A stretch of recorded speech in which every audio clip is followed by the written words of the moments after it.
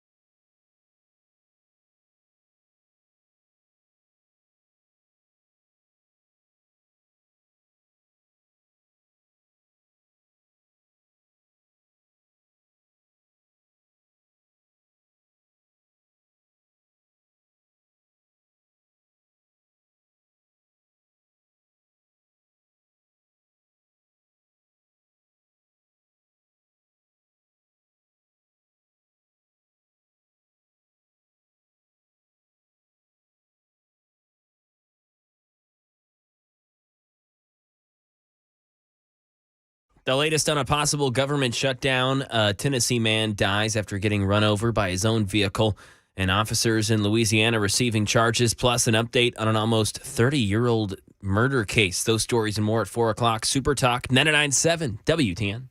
All right, thank you, Mac Morey. It's time to take a look at market news. First, let's look at the price of oil. It's West Texas Intermediate crude, $90 a barrel, almost 91. Brent crude, 95. The quarter, oil ended up 28% on the quarter. And they say that the global supply is tight. Looking at the numbers from the markets as they closed, Dow Jones Industrials down 158 points, the S&P down 11. The NASDAQ is up about 18 points, but the NASDAQ actually had the worst month so far in 2023. So those are the market indices. There was a big consumer spending report. John Maxon from Beacon Capital Management standing by to give us more details on that. Good afternoon, John.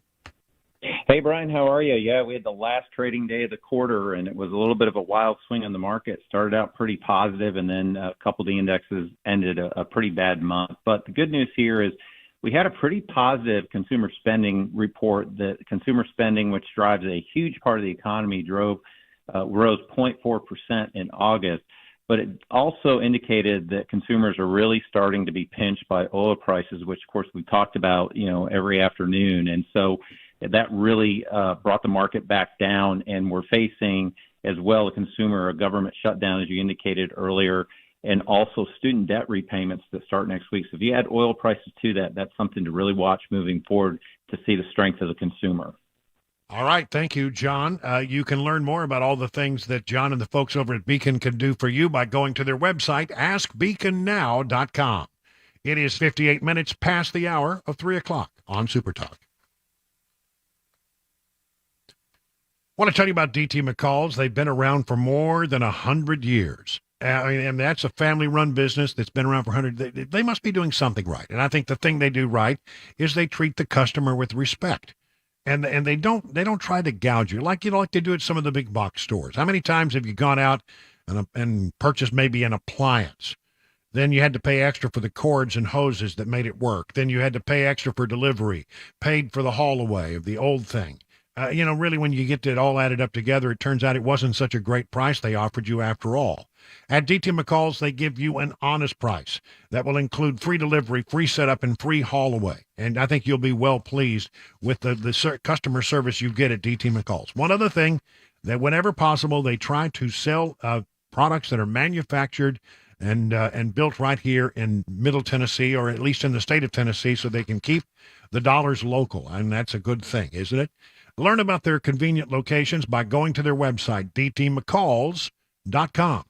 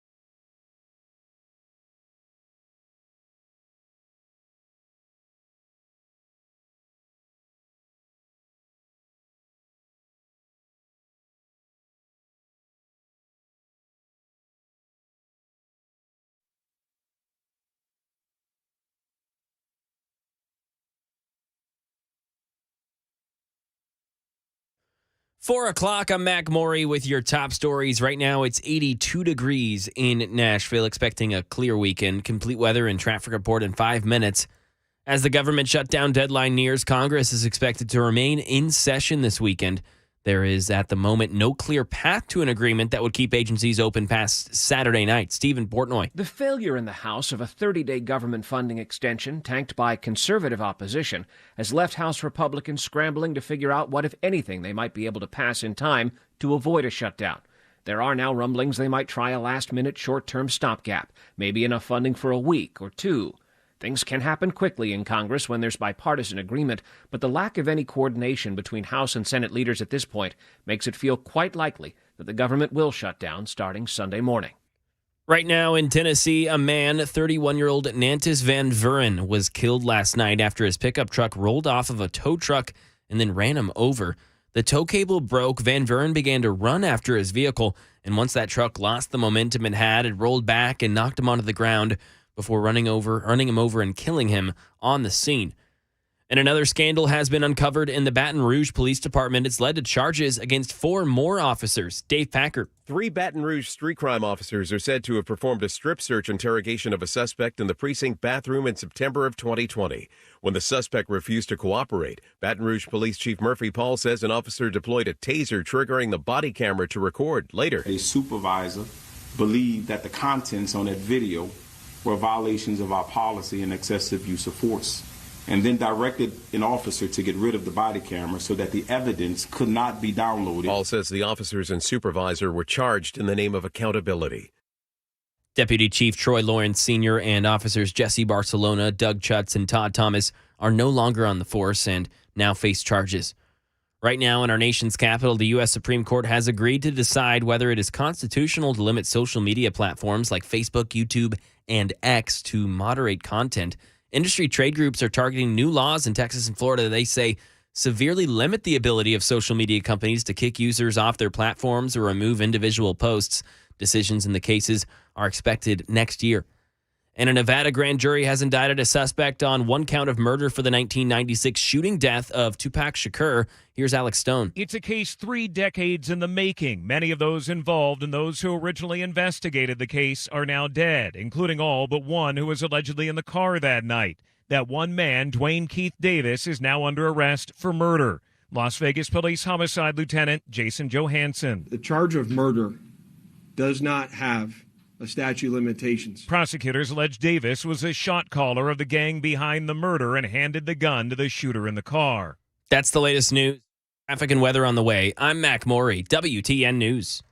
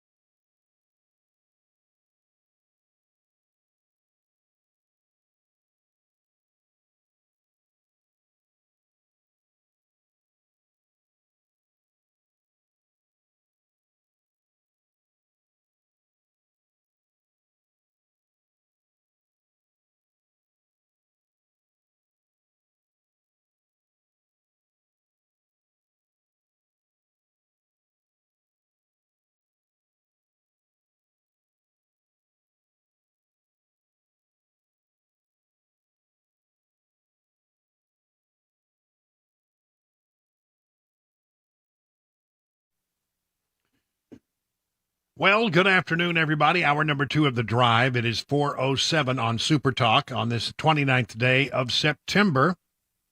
We're so glad that you're with us.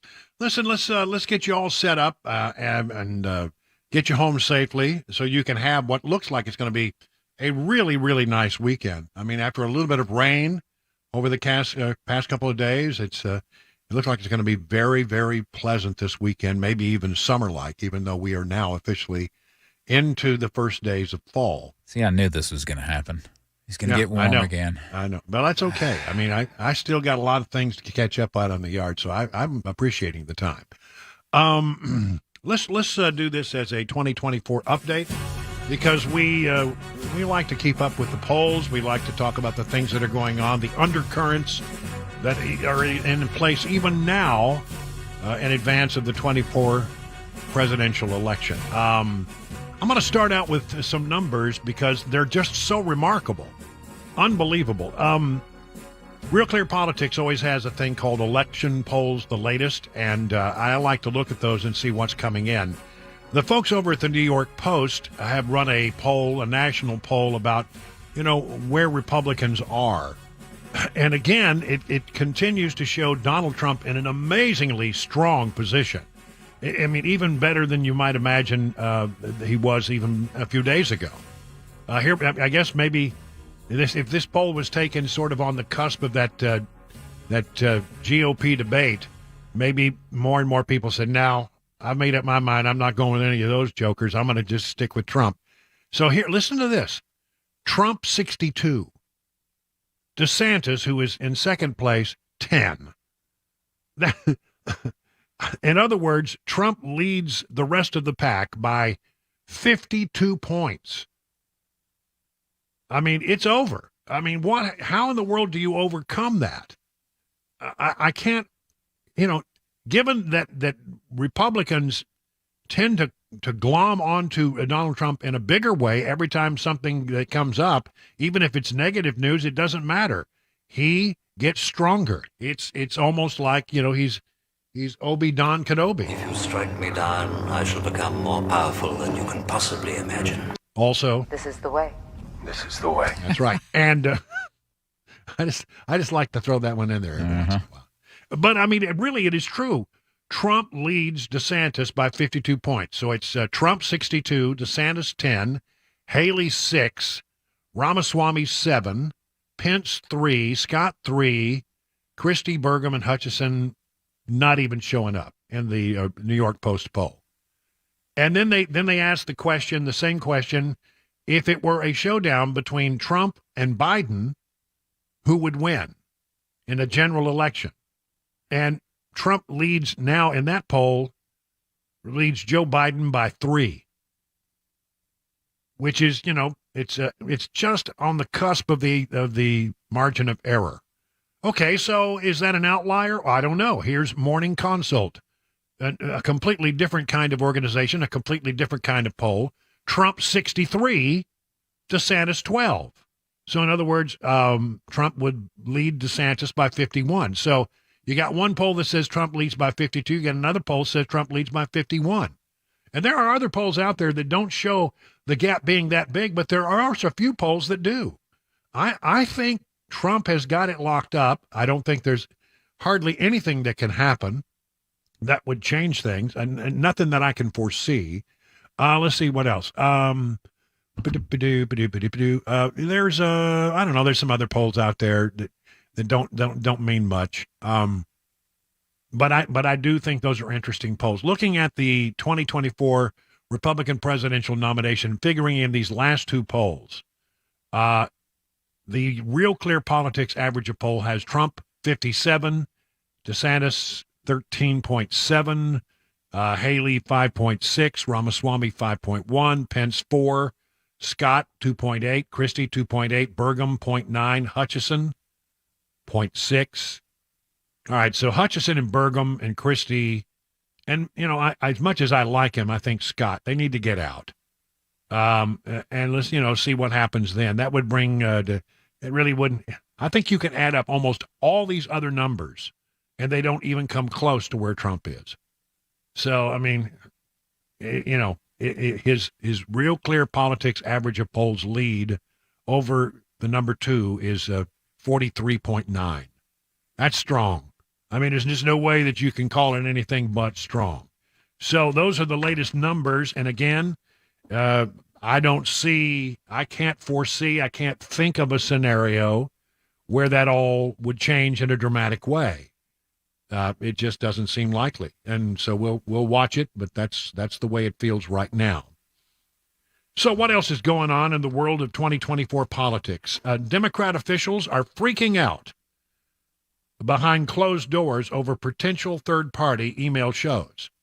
The Democrat National Committee is passing around talking points prepared by a left-leaning think tank that target a third-party 2024 presidential bid amid mounting concerns the organization could tank Joe Biden's re-election, according to records reviewed by CBS News.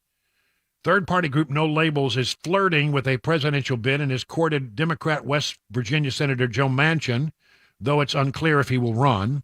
An email passed around by local Democrat leaders carried instructions sent by the DNC obtained from left-of-center think tank Third Way, telling them to denounce third-party tickets using any means necessary. We need to do everything we can do to stop this effort now and not wait until they name a ticket. And this becomes a runaway train, a Utah Democrat Party official said. And right now is the moment to act while the conventional wisdom on this hasn't hardened yet, and we have the opportunity to shape it. An email told Democrat leaders to go on the record denouncing a No Labels third-party presidential ticket effort, issue a statement on social media, put out an open letter, use media appearances. The DNC has asked for state and county parties not to make any public statements now about No Labels, although they are okay with elected officials speaking out publicly against them. Democrats have been voicing opposition publicly to a third-party effort, such as No Labels or the Green Party candidate Cornel West, saying that the third-party runs might cause Donald Trump, the Republican frontrunner, to become president in 2024 as a result of the split votes. Third-party No Labels qualified in more than 10 states on the ballot and has raised nearly $70 million, according to CBS News. So could there be a third-party candidate? Yeah, I don't know. It seems like there is, and the Democrats believe wholeheartedly that if there is a third-party candidate, it will take from them. This is exclusive to Mediaite, and they claim that Robert F. Kennedy Jr. plans to announce his independent run on October 9th in Pennsylvania. I've not seen this any other place. Kennedy's campaign machine is now planning attack ads against the Democrat National Committee in order to pave the way for his announcement in Philadelphia about running as an independent. Bobby feels the DNC is changing the rules to exclude his candidacy, so that independent run is the only way to go. Kennedy, a notorious anti-vaccine theorist, challenged incumbent President Joe Biden for the Democrat nomination, has been flirting with a third-party run in recent weeks. The New York Times reported last week that he met with the chair of the Libertarian Party, raising the prospect of a departure from the party that decades ago became synonymous with his family name. Kennedy remains far behind Biden in the polls, yet while the Times reported Democrats worry a third-party run by Kennedy could draw votes away from Biden, help elect former President Donald Trump, it's unclear whether such a run would hurt the current president more than the Republican nominee. There you go. How would you feel about a third-party candidacy by Bobby F. Kennedy Jr.?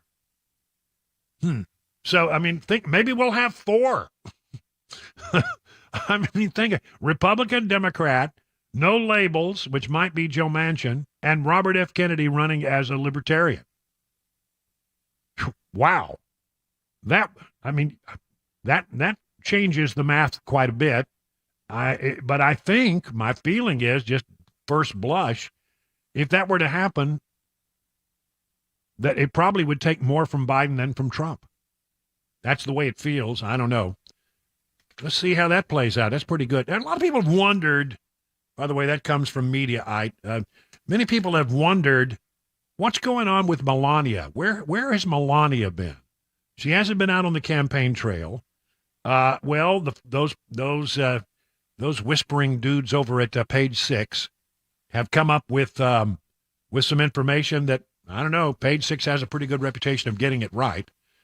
Sources tell Page Six that Melania Trump has quietly renegotiated her prenuptial agreement with Donald Trump in advance of his potentially serving a second term in the White House. An insider told us of the agreement between the couple who married in 2005. Over the last year, Melania and her team have been quietly negotiating a new post-nup agreement between herself and Donald Trump. The source said this is at least the third time Melania has renegotiated the terms of her marital agreement, but the source added that it's not because the former First Lady is going anywhere. Melania is most concerned about maintaining and increasing a substantial trust for her son Barron, age 17 now. Boy, have you seen Barron? He's like 6'5". I mean, he's tall. The same source familiar with Melania told Page Six. The new agreement provides for Melania and spends money and property according to the source. So that's at least what we have found out thus far. A different source told us of the new agreement. I know she wanted it to provide her with more money, and also, from what I understand, there's a specific amount at minimum that Barron is supposed to obtain. The first source said the timing of the updated agreement wasn't only because Trump, 77, could potentially serve another term because of his recent legal battles as well. So maybe what they're trying to do is wall off money for Barron and for Melania, given that, things could happen during some of these lawsuits that could be expensive. Okay, that's my guess. So there you have it. I mean, that's the gossip. I mean, Trump was asked about it, and he said, she'll be out there. It'll be soon. She'll be out there. So, suggesting that Melania would be out there on the campaign trail. Trump, not very impressed with Nikki Haley. I said the other day, I thought they were on good terms. I guess not. Trump rips Nikki Haley after the debate, calls her a bird brain. This from thehill.com. Trump said in a post on Truth Social that he and MAGA will never go for Haley, writing, "No loyalty, plenty of lies." He criticized her for initially stating that she would not run for president in 24 if Trump mounted another White House bid. Trump wrote of Haley, "I will never run against our great president," she said. "He's done an outstanding job," to which I responded, "How nice of you to say, Nikki," knowing full well that her words meant nothing. She even came to Mar-a-Lago with her family bearing gifts. Anyway, Bird Brain doesn't have the talent or temperament to do the job. Make America a great again. So Nikki Haley's nickname in Trump world now is Bird Brain. So, by the way, that debate, second primary debate tanks. They dropped by over 3.5 million viewers over the first debate. The second debate saw few candidates stand out with memorable quips or exchanges, and none appeared to have come away with a clear victory. The second Republican primary debate on Wednesday drew a considerably smaller audience than the first debate, bringing in more than 3.5 million fewer viewers. In the wake of the debate, the Trump campaign has called upon the Republican National Committee to cancel the remaining debates and commit its resources to ousting Joe Biden from the White House. They should put an end to any further primary debates so we can train our fire on Crooked Joe and quit wasting time and money. The next debate is slated for November 8th and was to be held in Miami, Florida. I don't know. I don't think it's going to happen. I mean, given that there isn't much interest, and given where the numbers are, and given the fact that nobody that was on that stage the other night, or nobody who's going to be on that stage on November 8th, seems likely to be able to overtake Trump, I don't know why there should be a third debate. 21 past the hour now.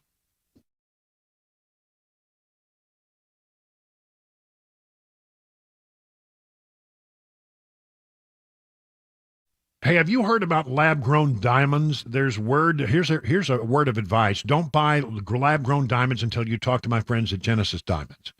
Genesis will reveal the secret behind these new products and make sure that you are protected if you decide to buy one.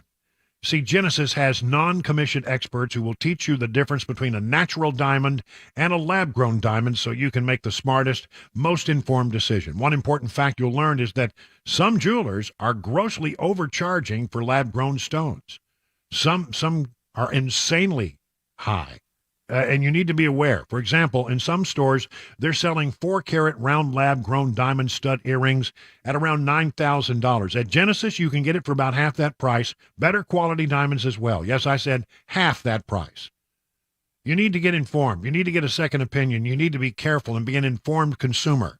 And that's what Genesis promises. They are transparent, and they will teach you all you need to know to make a smart buy, just like they have always done. Genesis Diamonds, your trusted advisor when it comes to the complex world of diamonds. Green Hills in Cool Springs, the official jeweler of the Tennessee Titans.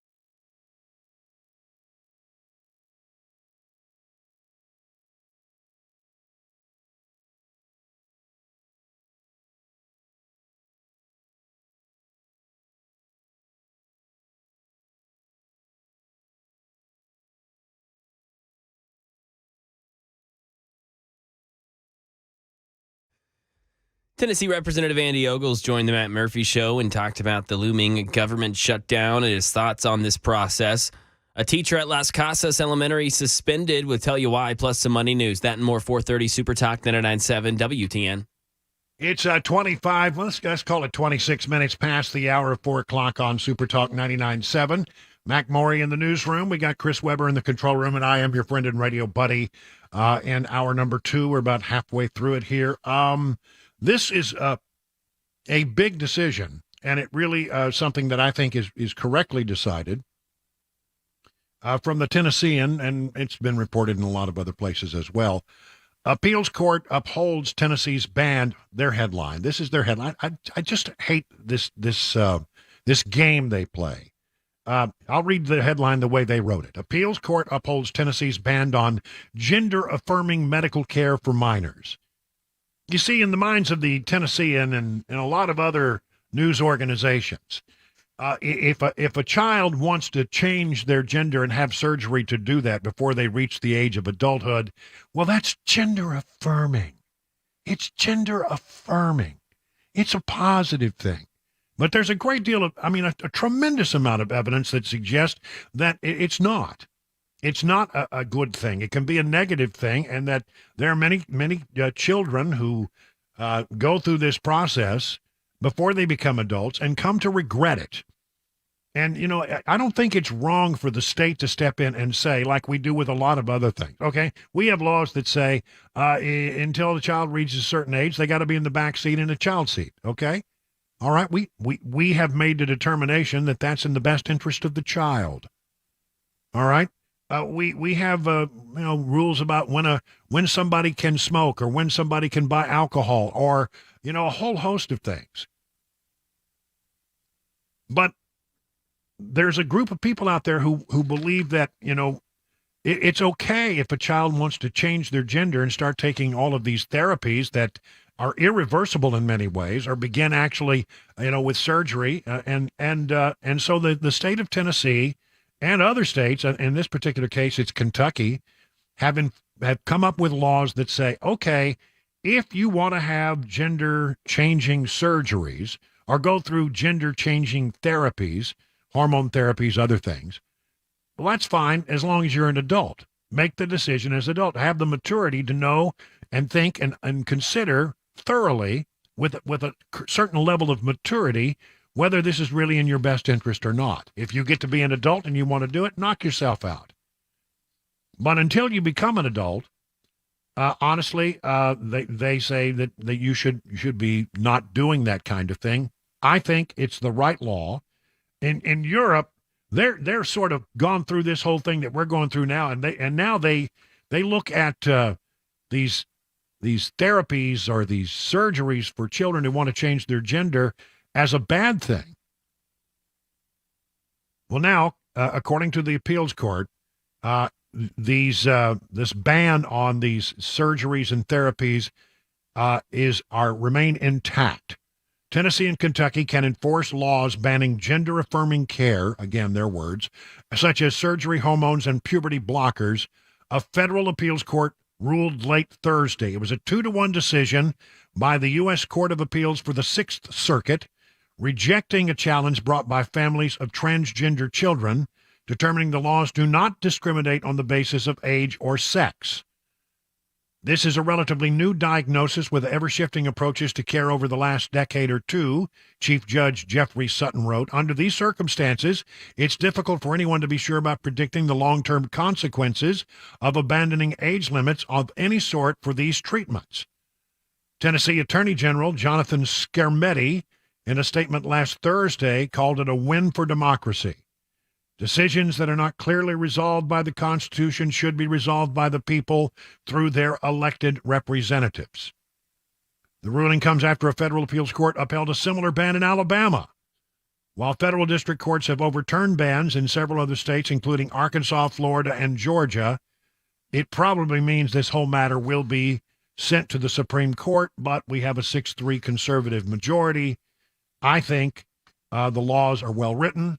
I think the laws are proper, and I am willing to say that if it makes it to the Supremes will uphold Tennessee, Kentucky, and all these other states' laws, saying that it is appropriate for the state to step in and say that unless you are a full-grown adult, you should not be going through these kinds of therapies. 30 minutes now, past the hour.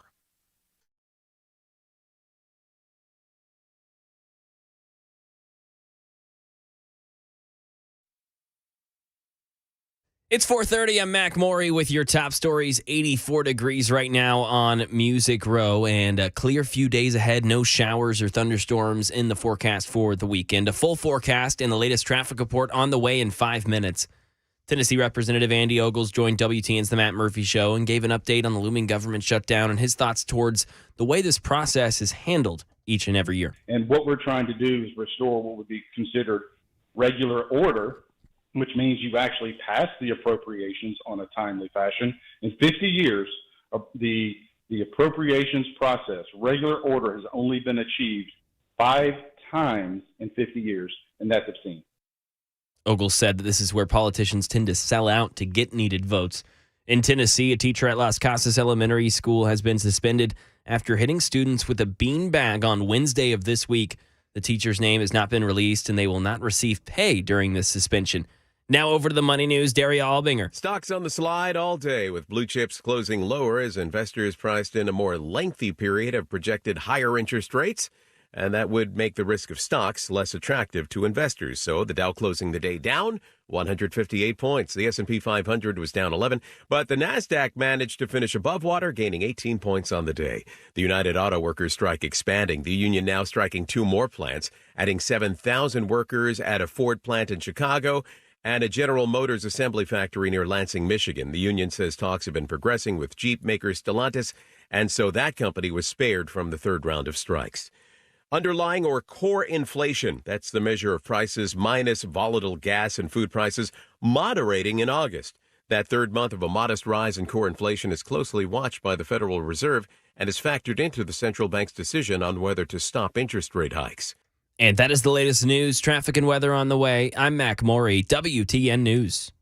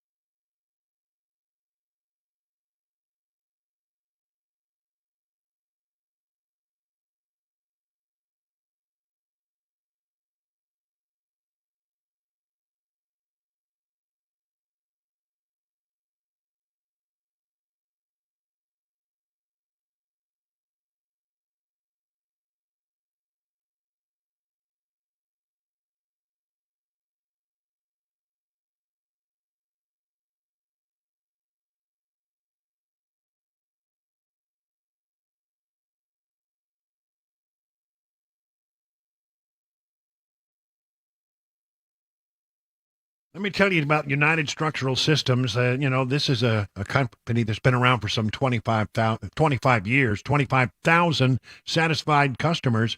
And if you have a waterproofing or a foundation repair issue, this is the company that you want to call. I mean, let me just talk to you about what people have said in their relationship and experience with the USS. The crew that worked on our house has been top-notch. I appreciate the integrity, the speed of feedback, and the quality of work provided by all who worked with us. Chris K. said this year, this is the best crew we have ever had do work on our house. The best I've ever seen, said Jerry of Hermitage. Constance wrote, excellent experience. The entire crew was professional and knowledgeable about their services and put me at ease during the entire process.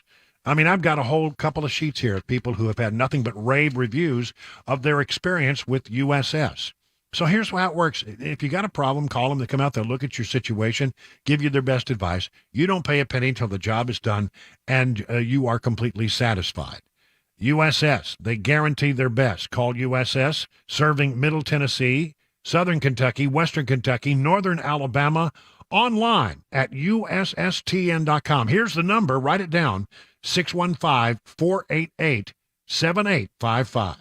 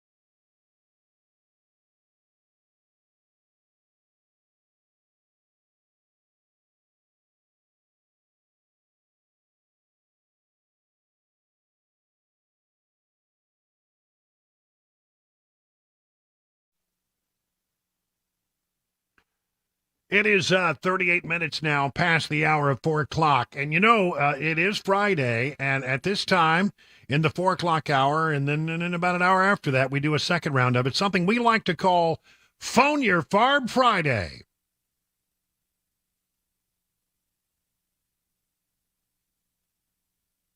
You know the number, 615-737-9986. Now, here's the idea here. If you got a bee in your bonnet, you got a burr in your saddle, you have a bug in a place that I hope you never, ever have a bug, this is your chance to climb up on our 100,000-watt soapbox and share whatever it is that's on your mind within boundaries, because it is a family show, and we don't want Chris to have to use the little red button.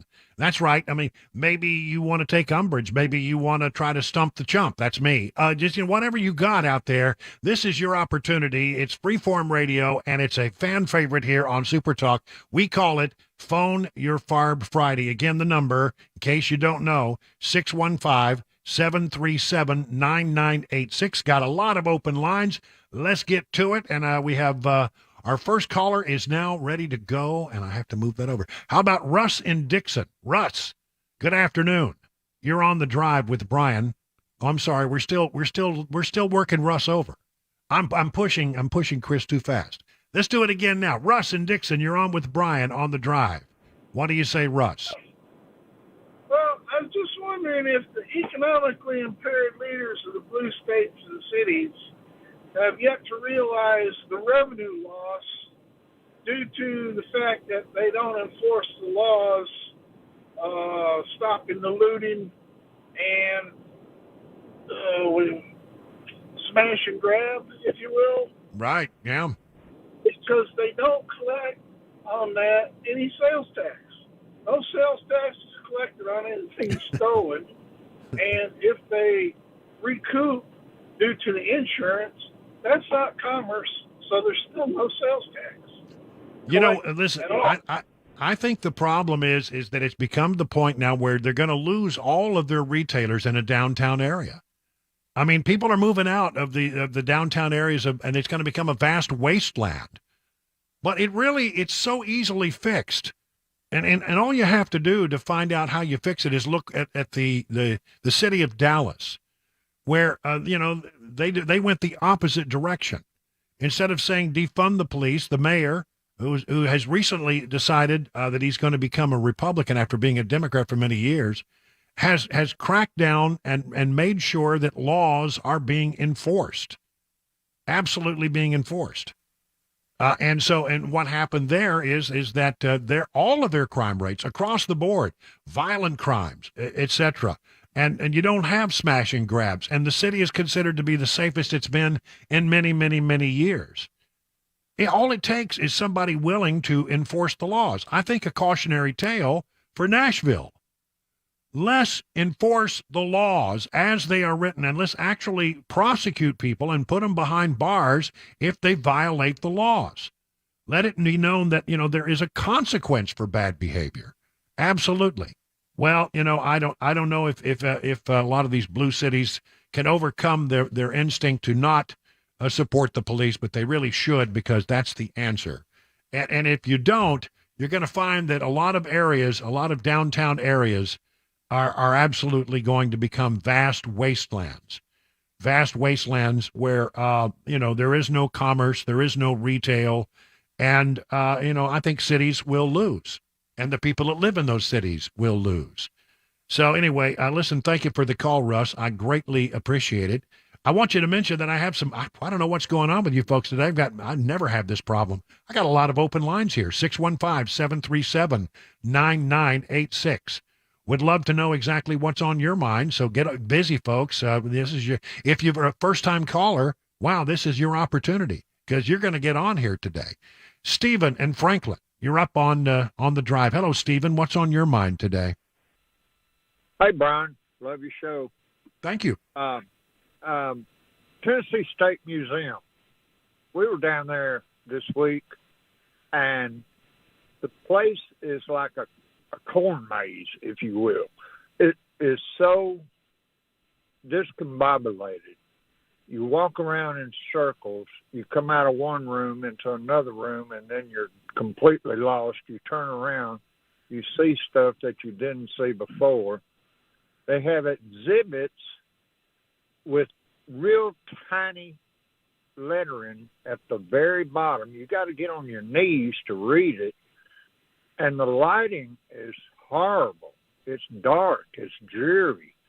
And I just wondered if any other listeners have experienced this, because we put a lot of money into that thing. You know, it's almost brand new. So, I have to say I haven't had the State Museum experience, but I appreciate your take on it. Maybe some other people can tell me what they thought about it. Well, you know, it's a sad thing if you have a museum and it's done in such a way and curated in such a way that it really honestly makes it impossible to learn anything. I mean, that's the purpose of a museum, to look back on the history of this or that and try to learn a little something about where, you know, what came before. I'm sorry to hear that. And, you know, I wonder if others have had the experience. If you have, get on the phone line and tell us about it. 615-737-9986. Tony in Bowling Green calling from Kentucky. Hello, Tony. You're on with Brian on the Drive. What's on your mind today? Hey, Brian. Love your show. Thank you. Dan, the other morning, Dan was having trouble what to call the Democrats that can't or won't connect the dots with the Biden scandals, the no info or something. He had trouble getting the name to call them, and I thought, why don't we call them evidence deniers? They call us election deniers. We should call them evidence deniers. Well, you know, look, it's a game. Let's just be honest. No matter if you're a Democrat, you're going to defend your president, but they really can't. They really can't defend some of the stuff that's out there. When you look at the evidence that's starting to be developed, I mean, it's becoming almost a tsunami of evidence that suggests that Joe Biden was somebody who could be bought. His influence could be bought by giving money to the family. You know, it's official misconduct in every way, it seems to me. And if they look at it and they say there's no there, then they're not looking at the same stuff that I'm looking at, because I look at it and I say, you know, there is some there. Maybe we haven't found the smoking gun yet, but it seems like Republicans are every day with a drip, drip, drip. They're getting closer and closer and closer. I appreciate the call, man. And thank you for listening up there in Kentucky. We appreciate all our Kentucky listeners. Let's go to Ronnie in Murfreesboro. Ronnie, good afternoon. You're on with Brian on the Drive. Ronnie, what's on your mind today? You know, a day or two ago, you mentioned about Michelle Obama receiving like $750,000 for a speech in Germany. Yep. Now, I think that's about the same thing as Biden's son. Now, who would pay her $750,000 to flap those cheeks? Because I've never heard an intelligent conversation out of her. Yeah, I don't know. Same old game. I think the same game is there as Biden's house. Well, maybe so, except that I don't think she's in a position now to have influence over any actions inside the government. I mean, I don't see how she could. Her husband's no longer president. I don't know, but you're right. When I saw that, I said, that's highly, highly irregular. I mean, if even if you're a top of the line, draw for a speech, $700,000 is a ton of money for a speech that lasted 1 hour. I'd like to know a little bit more about that, but nobody has denied it, and apparently it is true. She went to Germany, gave a speech. I don't think she speaks German, so I don't know how that all went, but she was paid $700,000. By the way, I don't care what people say. I don't think she will become a nominee. I don't think she'll be running. I don't think she's going to be Biden's replacement. I just don't. She hated Washington, D.C. with a passion, a deep passion. Let's see. Let's go to Steve in Sumner County.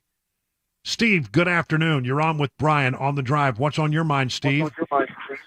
Yeah, hey, Brian, thanks. I was just going to ask you, I don't know if you recall, but I have never heard a lot about it since it was brought out. In 2012, the Obama administration announced, once they were pressed on it, they announced there was about $5 trillion spent and printed and sent to a lot of foreign customers and banks and things like that, the majority of all that money. Well, they put a rule on it that prevented it from being disclosed, the details of it, for 10 years. Last year, if you recall this, it was announced that, okay, the details are out, and it wasn't quite $5 trillion. It was actually $30 trillion. Do you remember that? I'm going to have to refresh my memory on it because I don't, but I've slept several times since then, and, my memory's not what it used to be. But let me check into it. That's like a catastrophic atomic financial bomb, but nobody's even talking about it. I said, how can this be missed? But anyway, I just want to throw that out there. Nobody's talking about it and hasn't since it came out. I appreciate your memory on the subject, and I will look. I promise you, Benny, I'll look into it. Thank you so much. I appreciate that. Steve in Sumner County. Oh, that was Steve. Benny in White House. Benny up in White House. What's going on, Benny? What's on your mind today? Yes, sir. The crime in the city. When you run out of food, you leave the city and you go to the suburbs. Everybody's saying, oh, the poor city. What happens when they start coming to our hometowns? Now what are we going to do? It's too late. Well, remember what that song that came out the other day? Who was it? Said, try that in a small town. Yeah. I think you'll find out what happens if it happens out in a small town. I can tell you, I'm pretty tight with a bunch of people here in my little small town of Watertown. I talk to people. I've got friends here. We hang out. We all go to the same 3 restaurants because that's all we got here in Watertown. And I'll tell you, I think I've got a pretty good beat on folks that live in a small town, and I don't think that they would tolerate it. I just don't think that they would tolerate it. So, look, I think what happens is people get tired of living in a crime-ridden downtown area, and they'll start moving out. So I think the suburbs will become, filled with people who want to escape all that, and the inner cities, which, like here in Nashville, controlled by the left, it's a blue city, there's no doubt about it, are going to become wastelands if they don't get the crime under control. Benny, thank you for the call. How about, I think we'll have to stop it right there. We're all out of time, but thank you so much. We'll do this again in an hour. If you didn't get through, we were sort of slow to start, but we got busy there in a hurry. Come on back at 5:35 for round number 2 of Fone Ur Farb Friday. Now it's 51 minutes past the hour of 4 o'clock.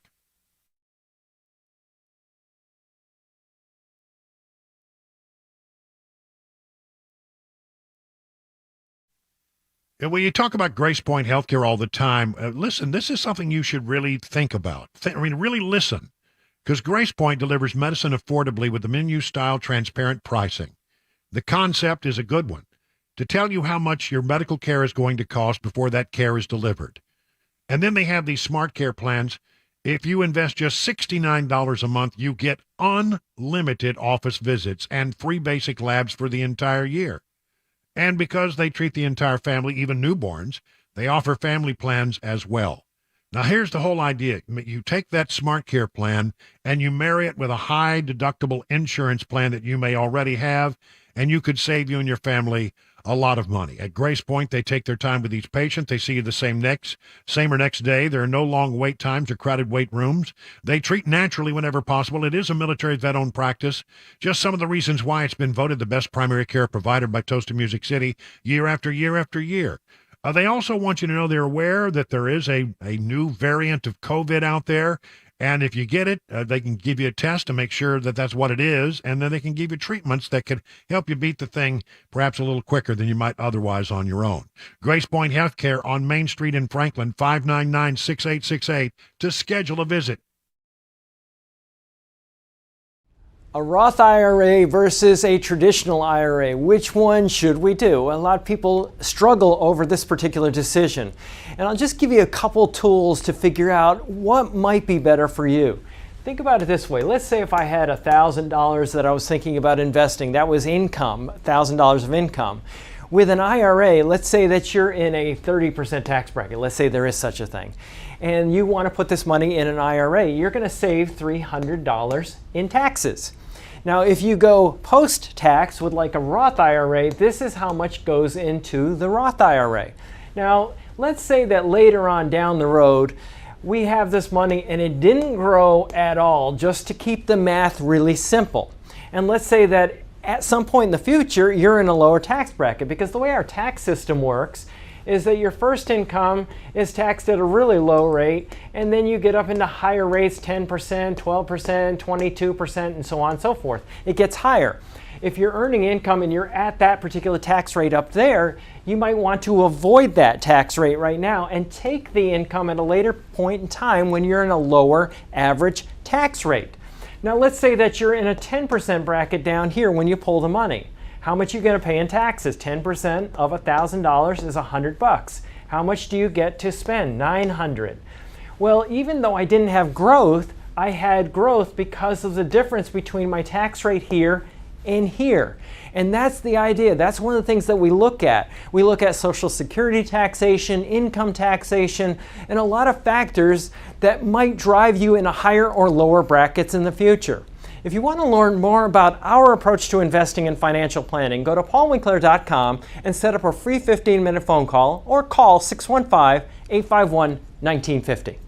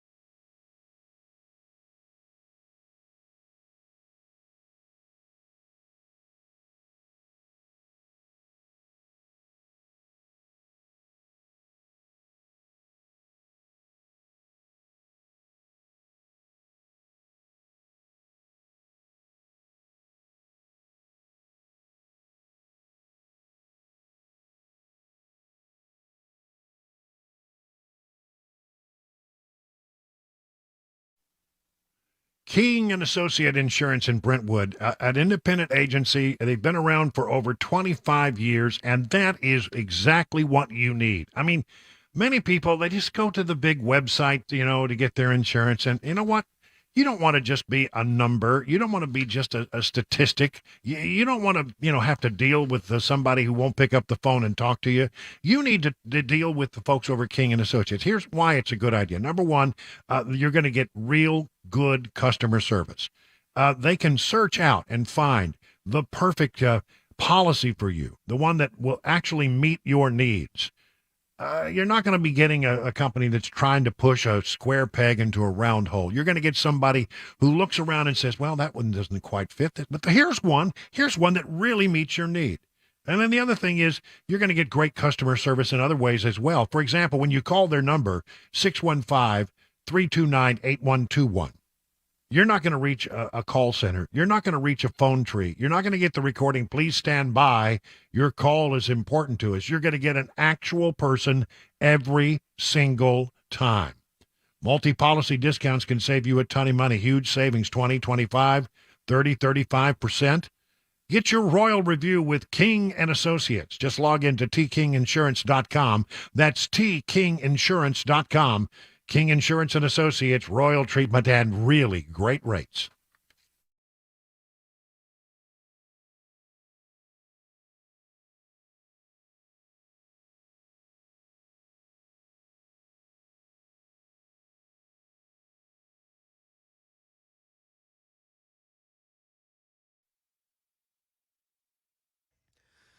.501, I'm Mac Maury with your top stories. 83 degrees right now in Music City. Got a complete weather forecast. The latest traffic report, it's headed your way in 5 minutes.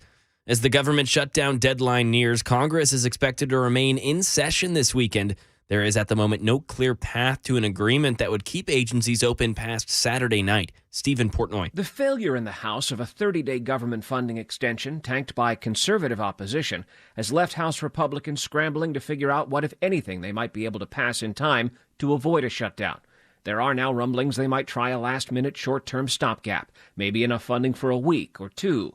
Things can happen quickly in Congress when there's bipartisan agreement, but the lack of any coordination between House and Senate leaders at this point makes it feel quite likely that the government will shut down starting Sunday morning. Threats to schools in the volunteer state. Channel 4 reports that 14 threats have been made to Metro Public Schools so far just this year. The latest was at Overton High School this week. Officials say that of those 14 threats, they know 6 of which were students. The new district policy has a zero tolerance for students making threats, and doing so will result in a 1-year expulsion. And as the UAW expanded its strike at Ford and GM, both sides disputing the other's position in the standoff over pay and benefits. Ford's president and CEO Jim Farley said the company's latest offer would put its UAW members among the world's best paid hourly manufacturing workers. We made it so the average employee fresh out of high school or the military or a service sector job will earn 6 figures within 4 years. He said the UAW's holding out over electric battery plants that will not be open for years. He said while there's still time to reach a deal, but not much more time given the fragility of the supply base. Friday's strike expansion included a Ford plant in Chicago. That was Brian Clark reporting. Right now in our nation's capital, the U.S. Supreme Court has agreed to decide whether it is constitutional to limit social media platforms like Facebook, YouTube, and X to moderate content. Industry trade groups are targeting new laws in Texas and Florida. They say severely limit the ability of social media companies to kick users off of their platforms or remove individual posts. Decisions in the cases are expected next year. That's the latest news. Traffic and weather on the way. I'm Mac Maury, WTN News.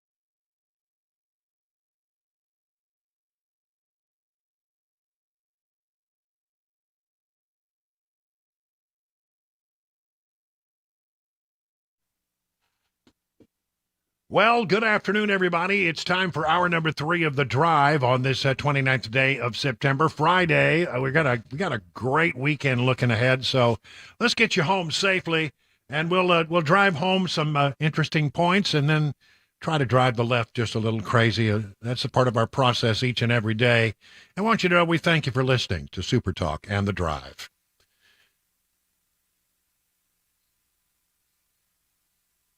That's right. Looks like we are headed for a shutdown. I mean, maybe they'll find some way to avoid it, but it's looking increasingly as if there will be a shutdown of the federal government. It all started to look bad today when the House of Representatives took a vote on a McCarthy short-term spending measure that was supposed to keep the government funded for a short while they continued to work on the issue. And it went down, and it went down hard. 21 Republicans voting with all of the Democrats to sort of kill that measure that the Speaker had put forward. And with that, and given the fact that your House and your Senate and the White House are not talking really to each other about this, it seems, I don't know. I covered the place for a long time. It's sort of beginning to feel like a shutdown is going to be likely. And I don't know, will you notice it? Maybe in some areas, but probably not that much. It's just the non-essential stuff that really gets shut down in these days. And, you're not, there's not going to be anything like Social Security checks. They're going to go out on time. Everything's going to be fine. It's just that, there will be you'll see the picture. I know it happens every time of some national park with a sign said, "We're closed today."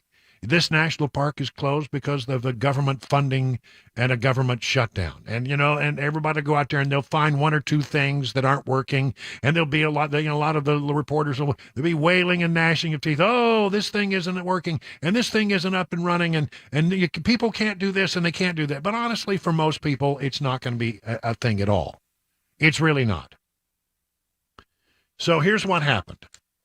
House Speaker Kevin McCarthy's bid, according to the Wall Street Journal, to avert a government shutdown ran headlong into opposition from dissident conservatives on Friday as GOP holdouts sank a short-term spending bill.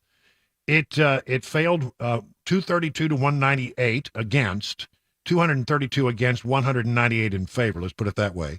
And some lawmakers joining all Democrats, GOP lawmakers joining all Democrats in defeating the measure. About 20 Republicans. The defeat marked the latest embarrassment floor setback for Kevin McCarthy, the Speaker of the House, and underscores the bind facing GOP leadership with a narrow 221 to 212 Republican majority in the House. McCarthy has repeatedly crafted legislation to win over the hardline conservatives in his conference, only to see the bills fail anyway. The intra-party deadlock has left Republicans with no clear path forward, sidelined any talks with Democrats, and put McCarthy's job at the top of the party in peril. All those things are true. The proposal would have extended government funding through October 31st, but at a $1.47 trillion annual rate, down from 1.6. So they would have trimmed some spending. The bill also included, and they thought this would be the sweetener that would bring enough people in, a strict new border security measure and creation of a fiscal commission charged with coming up with ways to balance the budget and improve the country's fiscal outlook. McCarthy went ahead with the vote even as though it faced long odds of passing, serving as the last major legislative card to play before the likely shutdown this weekend. I think we're probably, a day and 6 hours away from a shutdown, something like that, close to it. And look, maybe somebody pulls a rabbit out of their hat. Maybe somebody comes up with a magic solution, but it just doesn't feel like that. What I feel and what I'm picking up is a lot of chaos, a lot of infighting among Republicans in the House, no coordination with the Senate, and of course the White House the White House is having a lot of fun with this. Here's Karine Jean-Pierre. Does the president plan to take up McCarthy's offer to meet, and does the White House see any value in that? Look, I'm going to be very clear. The person that McCarthy, or the people that McCarthy needs to talk to is his own caucus. That's who he needs to have a conversation with, not the president. Can you confirm when the two men last spoke? I don't have a date or time, a timeline of when they last spoke. What I can say is that clearly the OMB director, our Office of Legislative Affairs has been in regular touch with congressional leaders on this for the past several weeks, several months. Would he be meeting with anybody in person this weekend? No, I don't have any meetings or to read out as it relates to Congress. But what I can say, this is something, and we've said it over and over again, and it needs to be repeated. This is something that Congress can fix. Well, Karine, it would be nice if the president would, actually, stay in town long enough to engage on this matter. Maybe there is a solution that do you have any ideas? Because, honestly, it is the responsibility of the House to pass the funding bills. This is really no way to run a railroad. It really isn't. It's a mess. And it's just become a mess for years and years and years. The institution has been completely dysfunctional when it comes to passing appropriation bills in the proper way. We often say that, the first thing is make sure that you should make this the first priority to make sure that the appropriation bills, all 12 of them in the Senate and all 12 of them in the House, get passed. Now, that may mean, and you got to leave time for conferences and those kinds of things so that they can work out differences. But I mean, it never works that way anymore. And I'm okay with shutting down this government. I don't think in the grand scheme of things, most people will notice anyway. And I think that, what it may do is bring people together and have a real conversation. I don't know how long it's going to last. Traditionally, these things don't last but a few days. We'll see whether or not they come up with a plan. But if the government's going to be closed, that's fine. That's fine. I want the Republicans in the House to get together, though, and decide what it is they want and pass a measure. And maybe, the Senate has already passed a sort of a short-term spending bill. Maybe, then you sit down with what the House wants and what the Senate has and see if you can come up with a compromise that everybody can be happy about. I love the idea of cutting the spending in the short term while we work on the long-term solutions. I love the idea of including language that would require the border to be more secure than it is. It wouldn't take much for it to be more secure than it is. All that stuff is good and fine, and I endorse it. But really, honestly, this is no way to run a railroad. I mean, the House has approved 4 out of 12 appropriations bills. 4 out of 12. And they're not going to get it done by Sunday. So, get ready. I'd say there's a 10% chance that maybe somebody will pull a rabbit out of their hat and find a way for this to happen. But it's interesting. This line really sort of gets to the real heart of it. This intra-party deadlock with Republicans in the House fighting with each other has left Republicans with no clear path forward, has sidelined any talks with Democrats, and has put McCarthy's job at the top of the party as being in peril. He may not survive this as Speaker. It's entirely possible. I'll give you more on that in just a moment. Here is CNBC. Republican spending plan fails House vote, fueling federal government shutdown fears. He pitched the bill. Kevin McCarthy pitched the bill as a way for his fellow Republicans to buy time. The House Republicans who joined Democrats to vote against it included several of McCarthy's most outspoken antagonists, people like Florida's Matt Gaetz, Arizona's Andy Biggs, and Eli Crane. Andy Ogles voted against it. I think Tim Burchett of Tennessee voted against it. MGT voted against it. Nancy Mace voted against it. So a lot of people voted against it and said we can't go on this way. The White House blasted the GOP caucus for engaging in brinkmanship. By the way, even if this bill had passed, it is said that it would have effectively no chance of going through the Senate, which is controlled by Democrats, or being signed into law by Joe Biden. So it may be, you say it's the Republicans' fault. I don't know that it's Republicans' fault. One thing that's interesting about it to me is the people who were opposed to McCarthy sent up the word that if you take the Senate measure and try to push it through and get it passed with Democrat votes and a few Republicans, the people who oppose McCarthy said that you will no longer be speaker. We will come after you. They're going to come after him anyway. And we will come after you. But it is interesting, honestly, that in this particular vote, those who opposed McCarthy sided with the Democrats, in other words, to knock down this spending bill. So, I mean, I don't know. It's a weird little place that Hill is. No, it is not going to get resolved. So get ready, if it matters to you at all. The government, we're gonna tack it up, baby, gonna shut you down. That's right, we're gonna tack it up.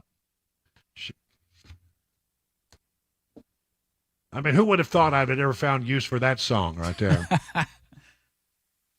I mean, it's honestly, it's just ridiculous. It's just nuts. It's crazy stuff. And you know what? I think that all this does for us, those of us out here in the real world, is we look at this thing and we say, what in the hell are these jokers doing in Washington? We just look at it and we just shake our head in dismay. You can't run a business like this. You can't run any enterprise, any company, any corporation this way. It's just no way to run a railroad. It's no way to run a government. Figure it out. And by the way, we have the right out here in Tennessee and elsewhere across this country to be pretty irritated about this. This is our money. We elected you. We gave you the money. We said go into Washington and figure it out. And, and they're doing, they just don't have the ability, it seems, to do that. They don't have the ability to come to some kind of conclusion. They're messing around and they're not doing their jobs. And it gets frustrating for those of us out here trying to just live our lives. Grow up, be adults, find the solutions that we need. And if the solution happens to maybe cut your spending a little bit or require you to do something on the southern border, I'm okay with that. Let's do that. I guess you don't get any change unless you're willing to throw down the gauntlet and let the thing, get shut down. But you get ready because, the federal government runs out of money tomorrow at midnight. They're going to continue to work and they're going to continue to try to come up with something. But I honestly, I don't see it. I don't see it happening. It will continue. The shutdown will continue. And on Monday, we'll be talking about, how long is this shutdown going to last and what can they do perhaps to bring this thing to a conclusion.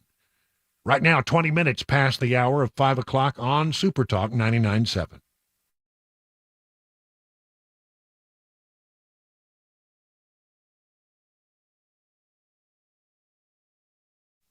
If you're a fan of Legends Steakhouse like I am, you can enjoy some of those same flavors that you get there at Legends right at home, off your own grill even. Just take a walk down your local grocery store aisles, places like Walmart and Kroger, and look for Johnny Fleeman's very own brand. You'll likely see his famous fruit tea at your local grocery store along with salad dressings and Johnny Fleeman's steak marinades. Johnny Fleeman's proprietary blend will give your steaks, chicken, and chops a flavor that will hit a home run with family and friends. It's a low in sodium, about a third of other brands. You don't have to worry about over-marinating. You can also use this marinade to enhance almost any dish, your favorite rice recipe, fresh vegetables, just about anything. If your favorite grocer isn't stocking Johnny Fleeman products, ask them to do so. And for more information, you can visit johnnyfleeman.com. And it goes without saying, for those times when you want someone else to do the cooking, they'll always be glad to see you at your nearest Legend Steakhouse for lunch or dinner.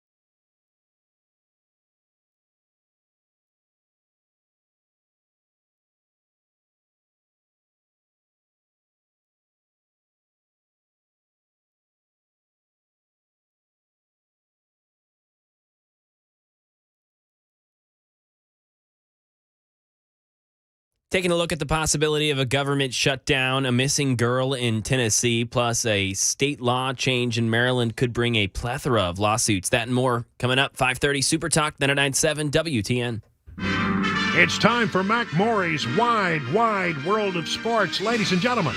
Spanning the globe to bring you the constant variety of sport, the thrill of victory, and the agony of defeat. That's right, Mac Morey's Wide World of Sports, a fan favorite here on Super Talk. And now here's the host of our program. You know him, you love him, you can't live without him. It's Mac Morey. Woo! Heck yeah, it's Friday. Yeah, it is Friday. So traditionally on Friday, we always take a moment to look at, the upcoming Titans game. And there's a lot to discuss about the last Titan game. Is there any chance that we'll have a better outcome with this coming game? There definitely is a chance. There definitely is a chance. Couldn't get much worse, right?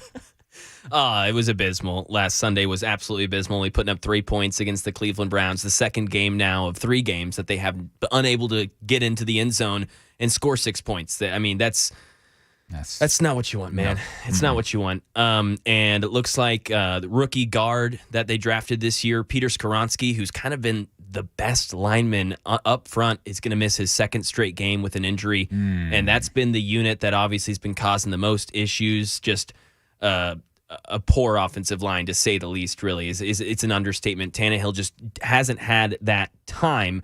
But this is a Cincinnati Bengals team that's actually struggling with a lot of the same things that the Tennessee Titans are. They're coming in here with a battered offensive line as well, and a quarterback who's not 100%. They just won their first game on Monday Night Football, so they're coming off a shorter week, and they've got a quarterback who I'm sure a lot of you may know, and Joe Burrow. He's a fantastic player, but he's got a calf injury. His mobility is extremely limited, and that's also kind of hindering his accuracy right now. He completed just about 50% of his passes last week.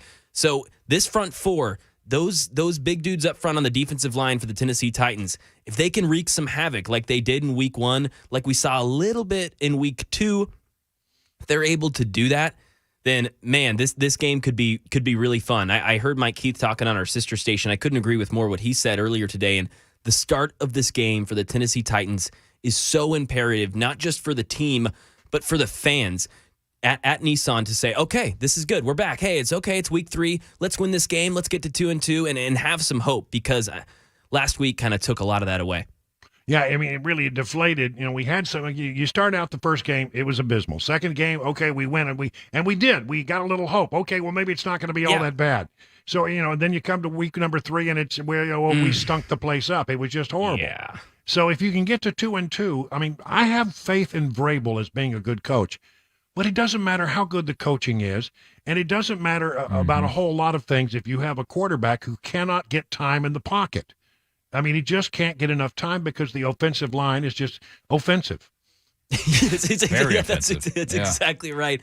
And we talk about Derrick Henry all the time. That's the same. It's kind of in the same vein. The offensive line needs to be there for him. But I want to see Mike Vrabel and the rest of those coaches on the offense there kind of mitigate some of this, because they can help. I think it's only 4 or 5 play action rollouts, what you call a boot play, where the quarterback kind of goes to the side. You have all the offensive linemen angle the opposite way that the quarterback's going, and it creates more space. He's going out to the sideline. He's got more time. He's on the move. Tannehill's good at those things, and the offensive line could use that help. They've only ran that sort of play 4 or 5 times this season. They need to be doing everything in their power to give this offensive line an advantage from the get-go. This is a defense in the Cincinnati Bengals who's maybe they're not as star power as the Cleveland Browns, but they have a defensive coordinator who's going to be a head coach next year. I have no doubt about it, with a bunch of players up front who are going to be moving and grooving in this system. So the Tennessee Titans need to come ready to play and need to start hot, need to come out with a big throw or a Derrick Henry run, a screen pass, a sack on a 3rd down, something to get this crowd behind them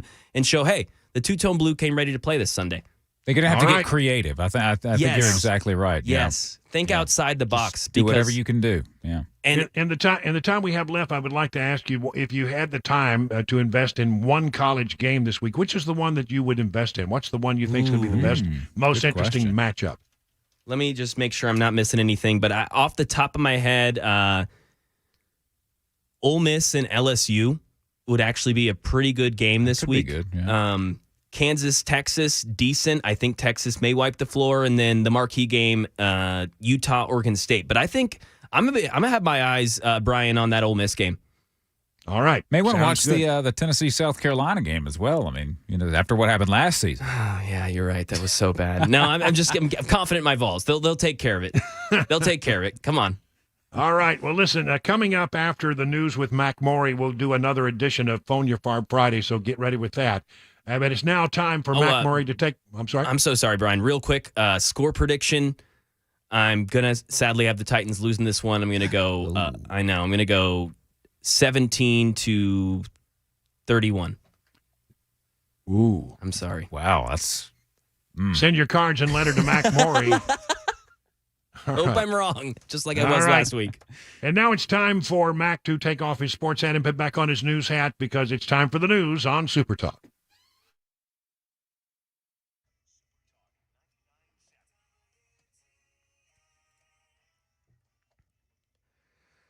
.5:30, I'm Mac Morey with your top stories. 83 degrees right now on Music Row. Complete weather forecast, latest traffic report on the way in 5 minutes.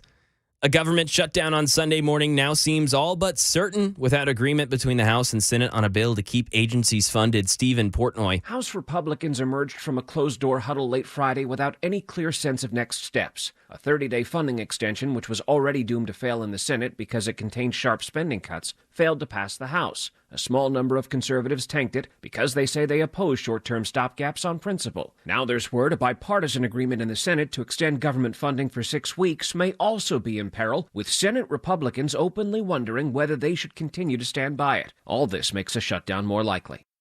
President Biden will stay in Washington this weekend and will be getting updates from his team as the White House stays in touch with congressional leaders about spending bills and this looming shutdown. Missing girl in Tennessee. Police searching for a 12-year-old girl in Brentwood. The TBI said they're trying to spread the word. Her name's Frederica Scroggins. She's 5'1", 120 pounds, with black hair and brown eyes. She was last seen in the area of Beach Creek Road North today wearing a teal hat, a black T-shirt, and sweatpants with tan shoes. And over in Maryland, a pending change of state law could lead to a flood of lawsuits. Brian Clark says one major organization is taking steps to prepare. Maryland is ending its statute of limitations for civil lawsuits in child sex abuse cases. This will allow victims to sue abusers decades after they act, and several have said they plan to sue figures in the state's Catholic Church. Friday, the Archdiocese of Baltimore says it's filed for Chapter 11 bankruptcy protection. The Archbishop says this will allow for equitable compensation for victims and survivors while permitting the Archdiocese to continue its work. And that is the latest news, traffic, and weather on the way. I'm Mac Morey, WTN News.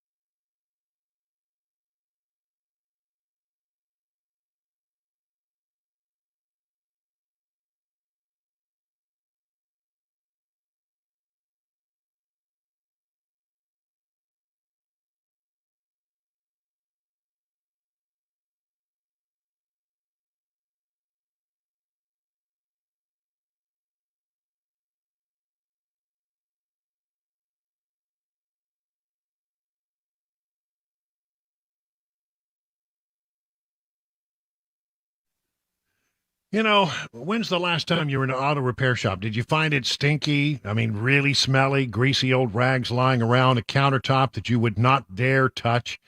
Another thing that stinks is the repair shops that keep your car forever. They're not honest, and they don't call you back when they say they will. Was that your last experience at a vehicle repair shop? Well, I want to tell you about Eurofix. Eurofix takes the stink out of European auto repair. At Eurofix, you get a free 15-minute no-wrench inspection with every estimate at every visit. No high-pressure sales tactics. At Eurofix, you get a 3-year nationwide warranty and a free loaner car with every repair appointment. And never pay dealer prices. Eurofix now in Franklin, 100 Oaks, Murfreesboro, Belmead, and in Mount Juliet. 844-EUROFIX. That's 844-EUROFIX, or visit myEurofix.com.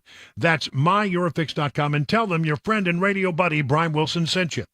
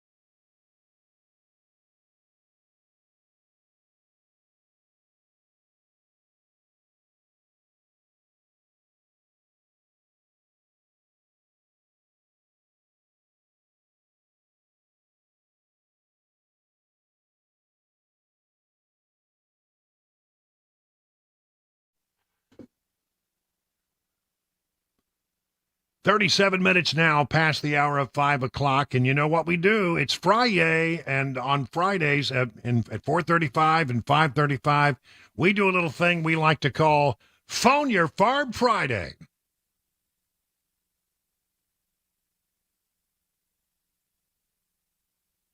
That's right. Phone your farb. Phone your friend and radio buddy. Here's the number, 615-737-9986. You know how the thing works. Maybe you have a bee in your bonnet. Maybe you have a burr in your saddle. Maybe you have a bug in a place where hopefully you really never, ever have a bug.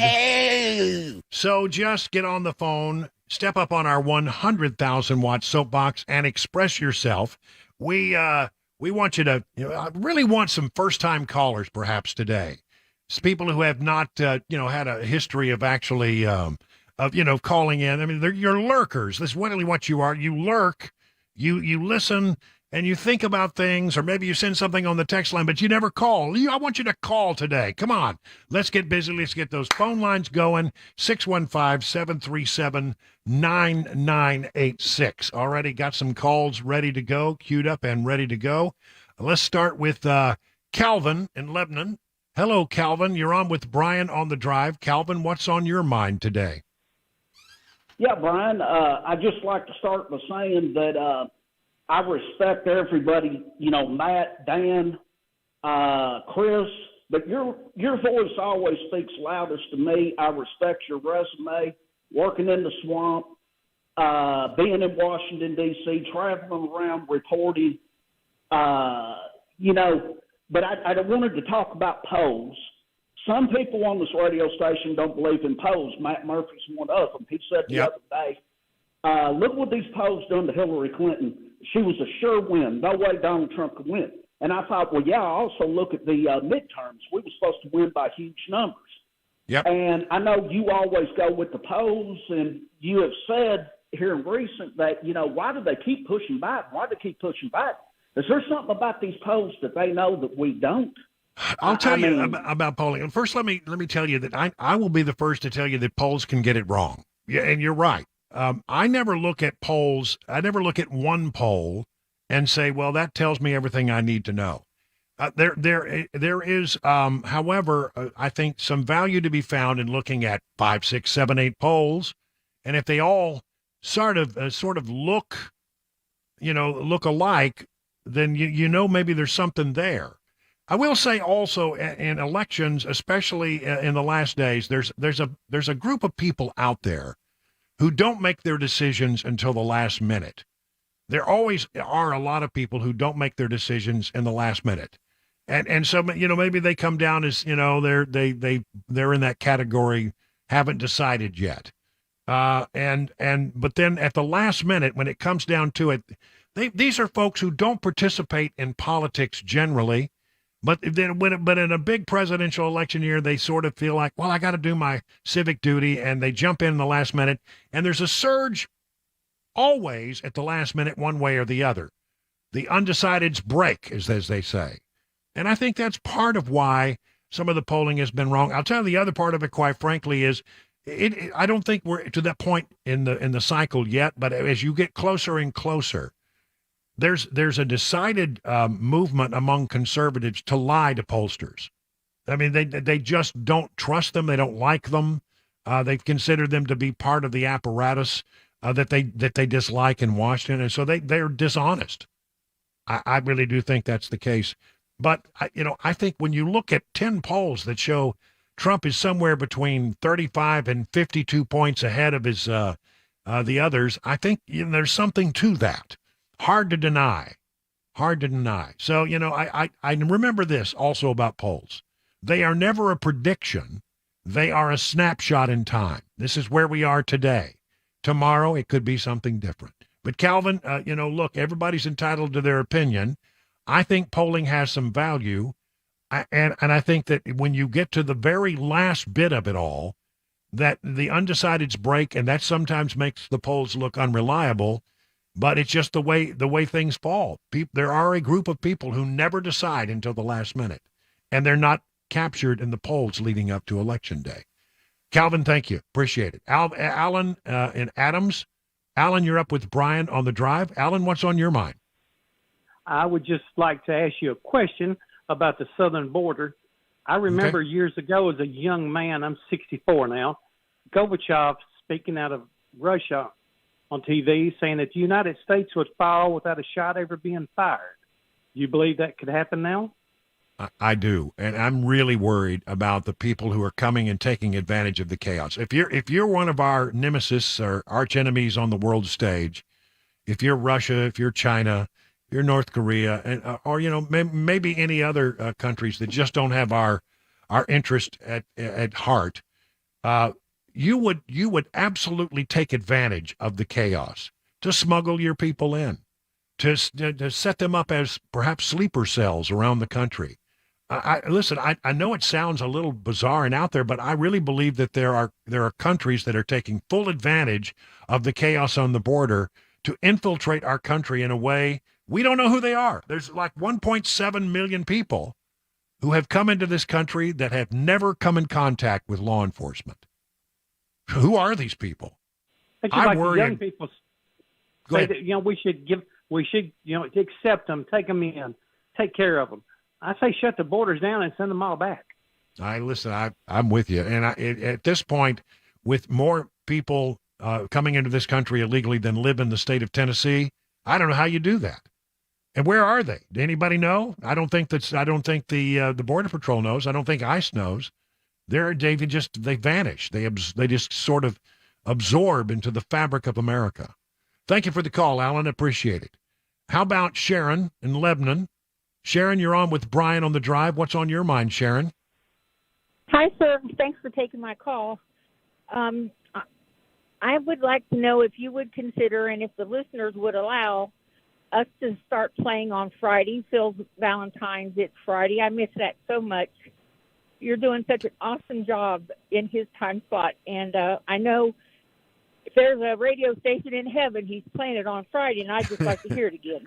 Well, I appreciate that. Look, here's the thing. Phil Valentine and Johnny B had something very, very special. And, I would like to leave those traditions, to them to decide. I mean, Johnny B, really, I guess that's what I'm talking about. I think Johnny B decided that, when the partnership ended, and boy, we were all sad when that happened. Believe me, there's nothing that I would like better than for Phil Valentine to still be on this radio station. I miss him so much. I miss him as much as you guys do. And it would be a great thing. Unfortunately, that's just not possible. And I think I'm going to leave it with Johnny B to decide when and if those things should happen, because those are his traditions that he had with Phil for many, many, many years. But Sharon, I appreciate the sentiment. I do. I truly do. How about Nikki and Charlotte? Nikki, you're on with Brian on the Drive. What's up? What's up, Nikki? Hi. Well, there was the big uproar back in the spring about the kids not being able to read, and the TCAP and the summer school, and I was just wondering if you've heard anything about them, what they're going to do to prevent that this year. I hope that they start teaching kids how to read again. I mean, it seems like to me that maybe in some school districts, not all, but in some school districts, they're worried about a whole bunch of different things other than what we consider the basics. I said this about the city of Nashville. The first thing that they ought to do is think about the first most important job in a city, and that's public safety. In school, it really comes down to, three things, or really two things. Can you teach these kids how to read? And if we fail at that, then education becomes a very difficult prospect for young people. And then the second thing I would say is that the number one job is teach them to read. Number two job, teach them to do math. And I'll tell you, I am the victim of a change in the way they taught math way back when I was a kid. And as a result of that, I never did get caught up. I got so completely lost, I never could catch on to some of the more advanced concepts in mathematics. That is, by the way, not uncommon among people who are in journalism. I know a lot of people in journalism who can't do math, and I'm definitely one of those for sure. I hope that they get back to doing that. And we've got some new leadership now in the state with regard to education, and I have some hope. I have some real hope. Kelvin, on the road. Kelvin, you're on with Brian on the Drive. What's up, Kelvin? Hello, Brian. It's good to speak to you. Listening to your show earlier this week when you had the technical difficulty. You remember that? Yep. And right before everything went kaput, you'd used the word denial. And you were talking about the left and everybody. It's actually an acronym for don't even know I'm a liar. I like that. There you are. Yeah, I did too. I learned that in a low-intensity outpatient treatment program. I'll tell you, my line that I always use is denial. It's not just a river in Egypt. There are a lot of people in denial. And let's see if I got time for. Yeah, I got time for a couple more. Dan in Franklin. Dan, good afternoon. You're on with Brian on the Drive. What do you think, Dan? Hey, Brian, thanks for taking in my call. Enjoy your show. I just want to say that I think as conservatives, as Republicans, we're making a mistake right now in this season by beating up everybody that's in the debates that's not Trump. We need to support these people and be positive about them because they're the future of the party. One of these people is going to be president in a few years. Some of them could be senators or governors or be in the cabinet. And we don't know if Donald Trump is going to die tomorrow or the next day. He's an old guy. He doesn't look super fit. And we need to stop beating up these people if we don't like some things that they say in debates or things like that. Your thoughts? I think that's a fair point. Look, I would say to you that my disappointment in the second debate, which I think is a disappointment that was shared by a lot of people, is that they just acted like a bunch of goofy jerks. I mean, they were just talking over each other. It was hard to understand at times anything that was being said on the stage. They all agree to a certain set of rules when they say we're going to come to the debate. Here are the rules. Do you agree to the rules? Yes, I agree to the rules. And then the first thing that happens, first rattle out of the box, one or two of them starts to, ignore the rules and just start to butt in. That's not the way we learn what's going on and what your true positions are. It just looks chaotic, and it looks like a bunch of kids, fighting over a toy. And that's the problem I had with the second debate. I think, really, honestly, there's some talent on that stage, some real talent. And maybe it's talent that's not ready now. It seems pretty clear that, that Donald Trump is going to be the nominee. I think you can look at some of these people and say maybe they'd make good running mates. I don't know. But, I hear what you're saying, but they need to live up to do better in these debates. They need to act like mature individuals and answer questions rather than just squabble and talk over each other. I got no time left, but thank you so much. What a great round that was. One of my favorite rounds of Fone Ur Farb Friday. It's now 50 minutes past the hour of 5 o'clock.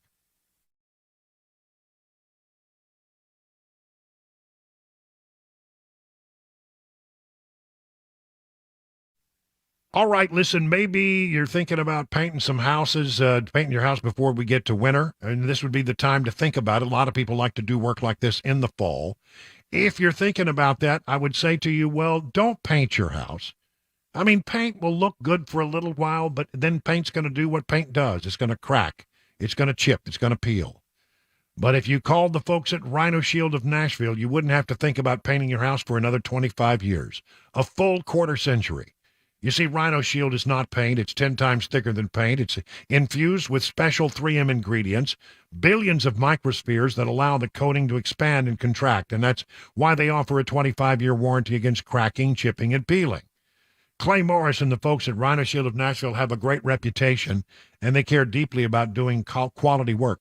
I have some friends named the Garretts. They have a house in the country more than 100 years old. And they had the folks at Rhino Shield come out and do some work on their house and paint it. And they were so thrilled with the outcome that they said, we got a couple of other projects. They're gonna hire them to do some other stuff. And I think that's an example of how these folks at Rhino Shield operate. I think you'll be well pleased. If it sounds like something you'd be interested in, why not give Clay Morris a call at 615-474-1729. And you can learn more at rhinoshieldnashville.com. A Roth IRA versus a traditional IRA. Which one should we do? A lot of people struggle over this particular decision. And I'll just give you a couple tools to figure out what might be better for you. Think about it this way. Let's say if I had $1,000 that I was thinking about investing, that was income, $1,000 of income. With an IRA, let's say that you're in a 30% tax bracket. Let's say there is such a thing. And you want to put this money in an IRA. You're going to save $300 in taxes. Now, if you go post-tax with like a Roth IRA, this is how much goes into the Roth IRA. Now, let's say that later on down the road, we have this money and it didn't grow at all, just to keep the math really simple. And let's say that at some point in the future, you're in a lower tax bracket, because the way our tax system works is that your first income is taxed at a really low rate, and then you get up into higher rates, 10%, 12%, 22%, and so on and so forth. It gets higher. If you're earning income and you're at that particular tax rate up there, you might want to avoid that tax rate right now and take the income at a later point in time when you're in a lower average tax rate. Now let's say that you're in a 10% bracket down here when you pull the money. How much are you going to pay in taxes? 10% of $1,000 is $100. How much do you get to spend? $900. Well, even though I didn't have growth, I had growth because of the difference between my tax rate here and here. And that's the idea. That's one of the things that we look at. We look at Social Security taxation, income taxation, and a lot of factors that might drive you into higher or lower brackets in the future. If you want to learn more about our approach to investing and financial planning, go to paulwinkler.com and set up a free 15-minute phone call or call 615-851-1950.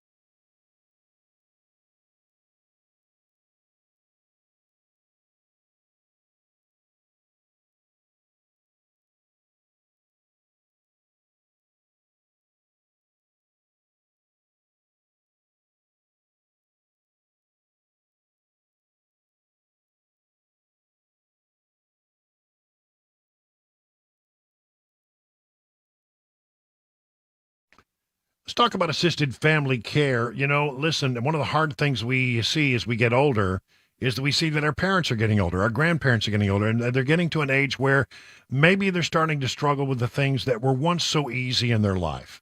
Yeah, they're going to need a little more help as you go forward. But, you've got your family, you've got an important job that keeps you really tied up, and maybe there's even some distance involved. How are you going to do that? Well, this is where assisted family care can help.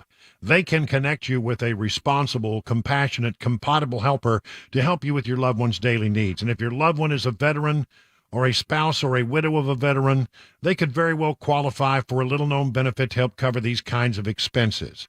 Assisted Family Care has years of experience in helping those in Middle Tennessee who qualify to get access to these benefits. You see, many veterans are eligible to receive up to 20 hours of daily living assistance each week at no cost.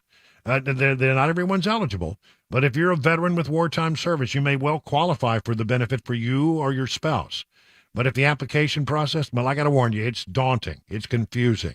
But I can tell you that the folks at Assisted Family Care, they can help you through it all. Assisted Family Care will be there for you. Visit assistedfamilycare.com or call this number, 615-833-9725.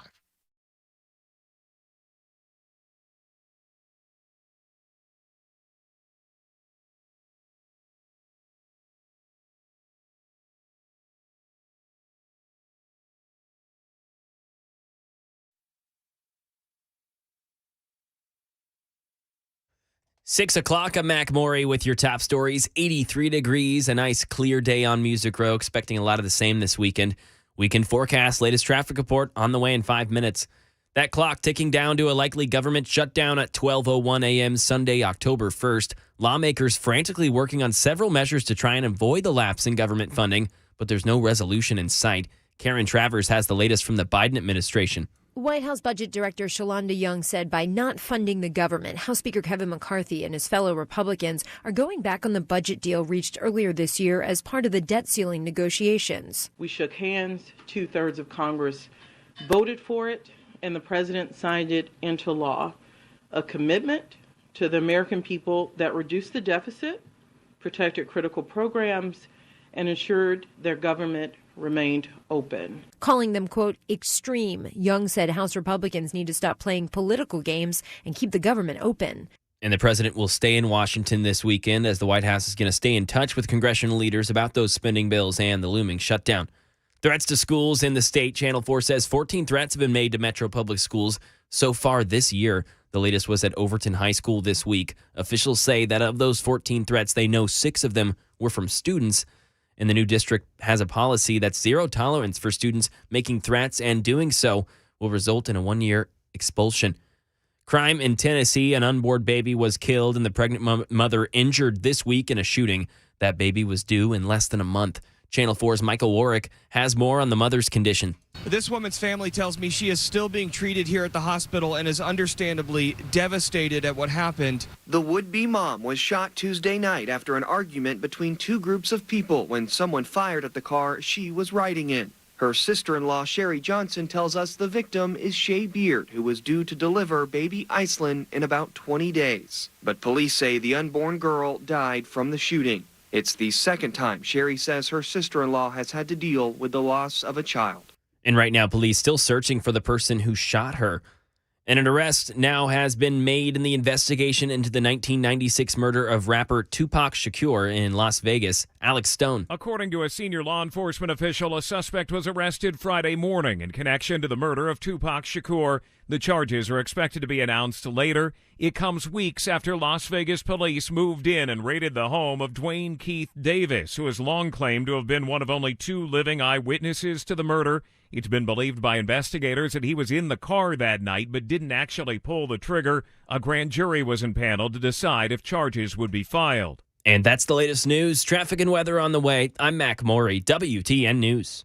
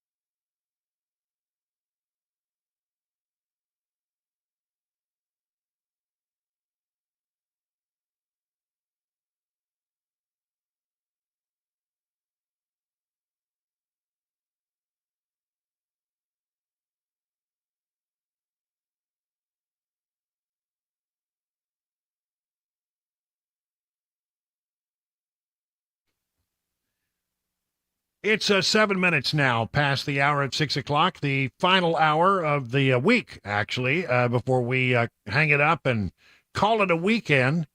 At 7 o'clock, we will, of course, turn it over to the great one, Mark Levin. So thank you for being with us this week. And I'm gonna try to, I've got a bunch of stuff that I haven't even gotten on the air yet today. That's what we're going to do. It's a mishmash of stuff. I won't ask you to squish it together because oh, I know you love to do that. And it has its moments. And when you just squish one story right next to the other. See, what we try to do in broadcasting is segue. It's not just one of those things that you ride on two wheels. It is also a word that means that you blend smoothly two things together. So you move from one story, and that is a thought link to the next story, and then to the next story. And that's broadcasting. When you can take 5 or 6 stories and just seg from one to the other to the other. That's what it's supposed to be like. But we're not that good, and we can't always do it. No, I mean, there's some stories that are just hard to segue in, and I want to make sure that we don't leave them on the cutting room floor just because they don't smoothly go one to the other. So I'm just going to go through a bunch of those kinds of stories here in the last hour. Bear with me, but I think you'll find something in this that you'll like. The Federal Appeals Court, 6th Circuit Court of Appeals, has backed up the Tennessee state legislature, the Kentucky state legislature, and others over these measures that say we're not going to allow transgender treatment of children. Some people, like, for example, the Tennessean, they like to call it gender affirming medical care. It's not that at all. It is not that at all, because that makes it sound like a very positive thing. But for many people, it's a very troubling thing. And in fact, there have been many cases of young people who started down the process of taking some kind of hormone therapy or doing some kind of surgery because they decided that they were born the wrong gender. And then they decide, you know what? I was wrong. What was I thinking? And it's too late. You've done the damage. What the Tennessean likes to call gender affirming medical care for minors, I would call basically taking young people and sort of I guess what's the word I want to use? Just sort of mutilating their bodies sexually before they have the maturity and the judgment to make a decision about whether or not that's really the right move for them. In Tennessee, the state legislature says until you become adult, you just should not have what they call gender affirming medical care. What others would call mutilation of gender mutilation of young people. So the 6th Circuit U.S. Court of Appeals was basically came out and said in Kentucky and Tennessee, the state legislature was okay in doing this. And, there are other states where the appeals courts have said, no, it's not the right thing.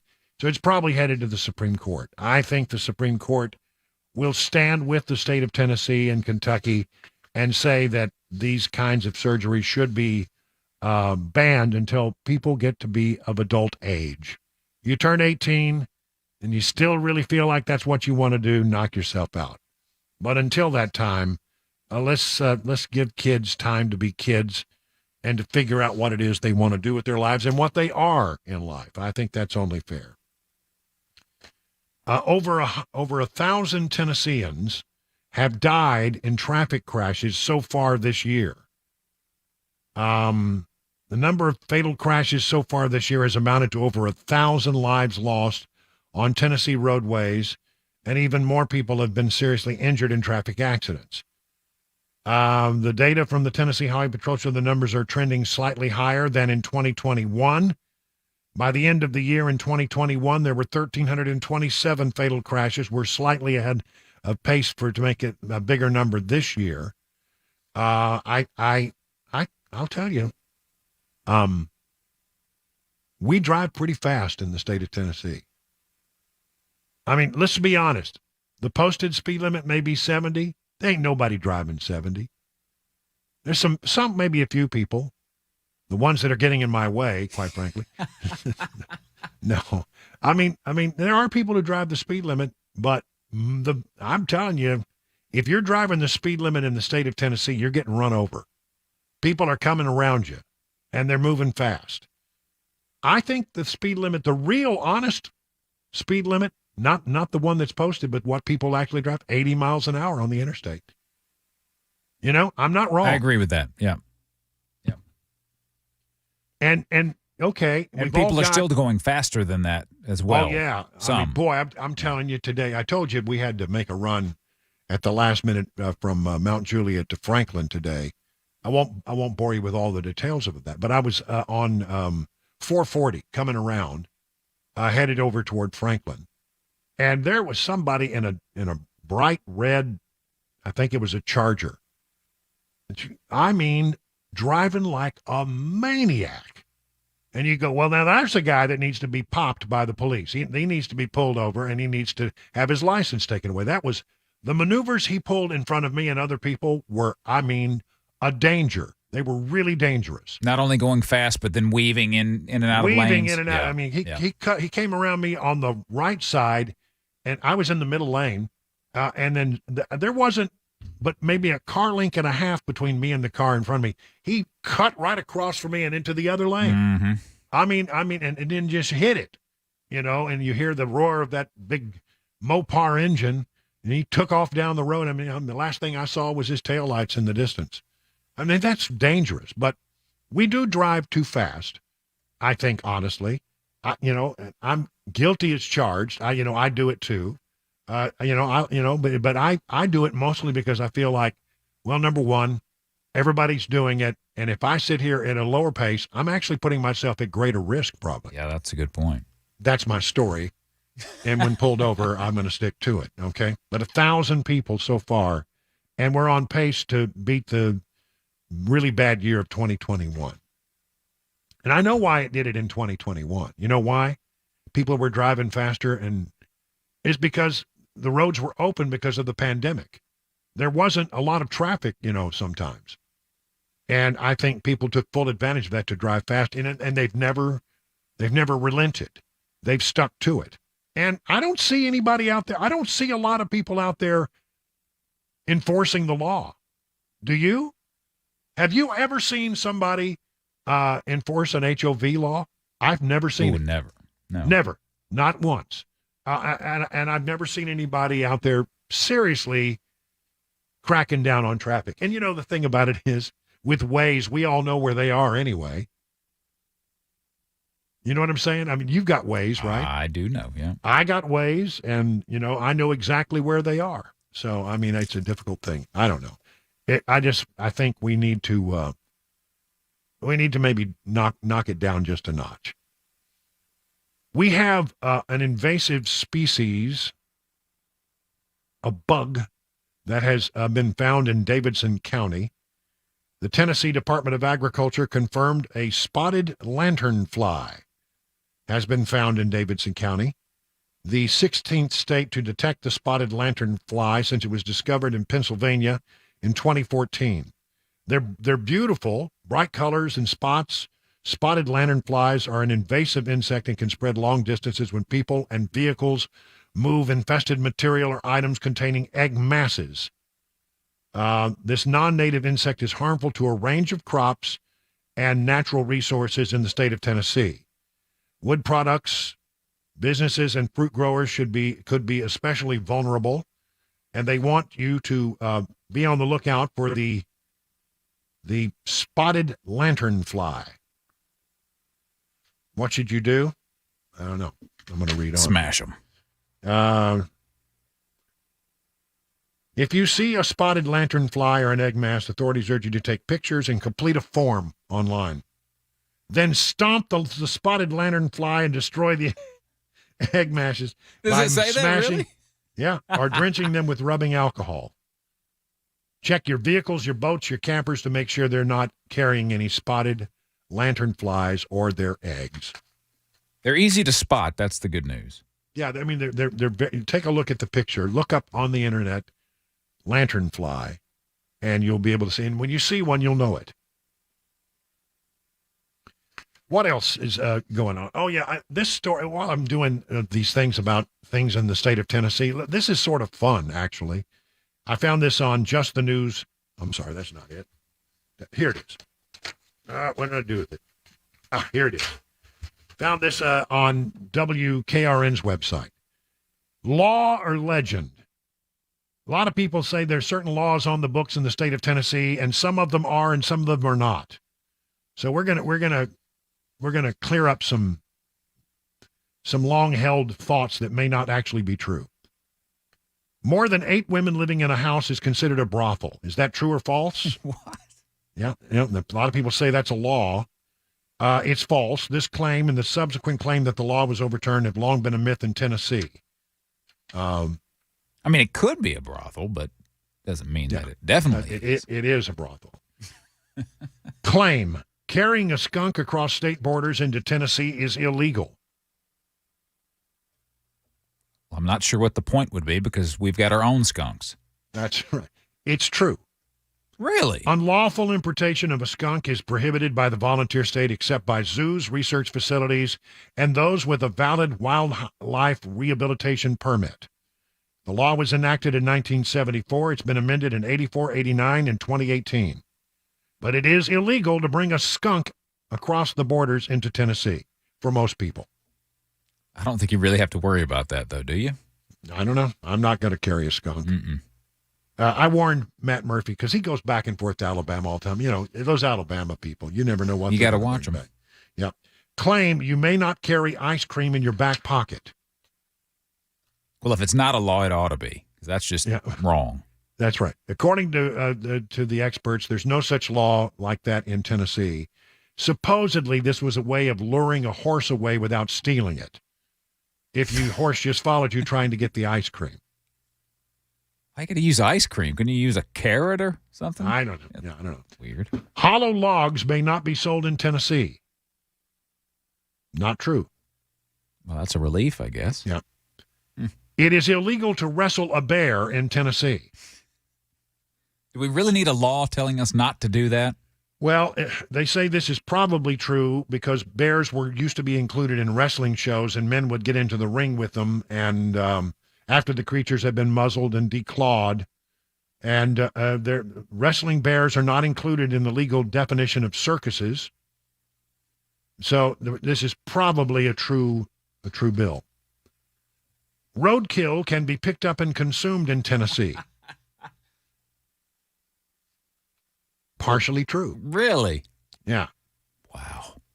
Part of this claim states roadkill is legal to be picked up from the side or the center line of the road and eaten by those who desire to. Another aspect states anyone who comes across a deer is required to notify law enforcement if they intend to take it home and eat it. Interestingly enough, the statute also describes what is required of accidentally struck bears. Personal possession of a bear accidentally killed by a motor vehicle is permitted only when authorized by a law enforcement officer of the Wildlife Resources Agency and the person is issued a kill tag. Just don't wrestle it. Yeah. Shooting any animal from a moving vehicle except whales is prohibited in Tennessee. I've never heard such a thing. That'd be a hell of a gun right there. Yeah, one of the more bizarre claims involves whales being permitted to be shot from moving cars. Since Tennessee is landlocked by 8 different states, it seems unlikely that any Tennessee hunter would happen across a whale in the wild. They say that's just a crazy, crazy law. Not true. Other weird laws, according to the experts, while most of the laws purported to be true are not, some are silly laws on the books, and such as prohibition of multiple operators on a bicycle built for one. That is illegal.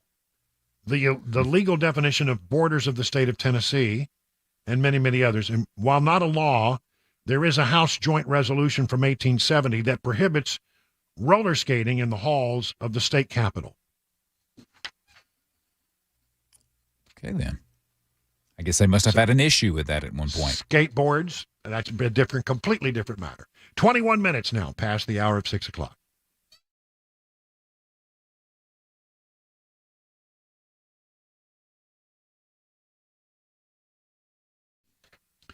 Busy Bee. When you have heat or cold AC problems, they're the number to call, 615-775-7833. Listen, you may have either one go out this time of year, and you may notice, well, at the night, it gets a little cool. You turn on the heater, it's not there. You get up and it's hot in the middle of the afternoon, you turn on the AC and it's not there. If either one of those is down, why don't you call the number I would call, 775-7833, and the folks over at Busy Bee they'll buzz right over and they'll fix whatever's wrong at your hive. I think you should really consider becoming a member of the Beehive Club. Starts for as little as $99. You'll get 3 maintenance services on your systems, one aimed at heating, one aimed at cooling, one aimed at plumbing. No overtime charges 24/7 and 10% off all repairs. Busy Bee Plumbing, Heating, and Cooling is your official Rude Pro partner for satisfaction guaranteed. Call Busy Bee Plumbing, Heating, and Cooling at 615-775-7833, online at busybeehvac.com.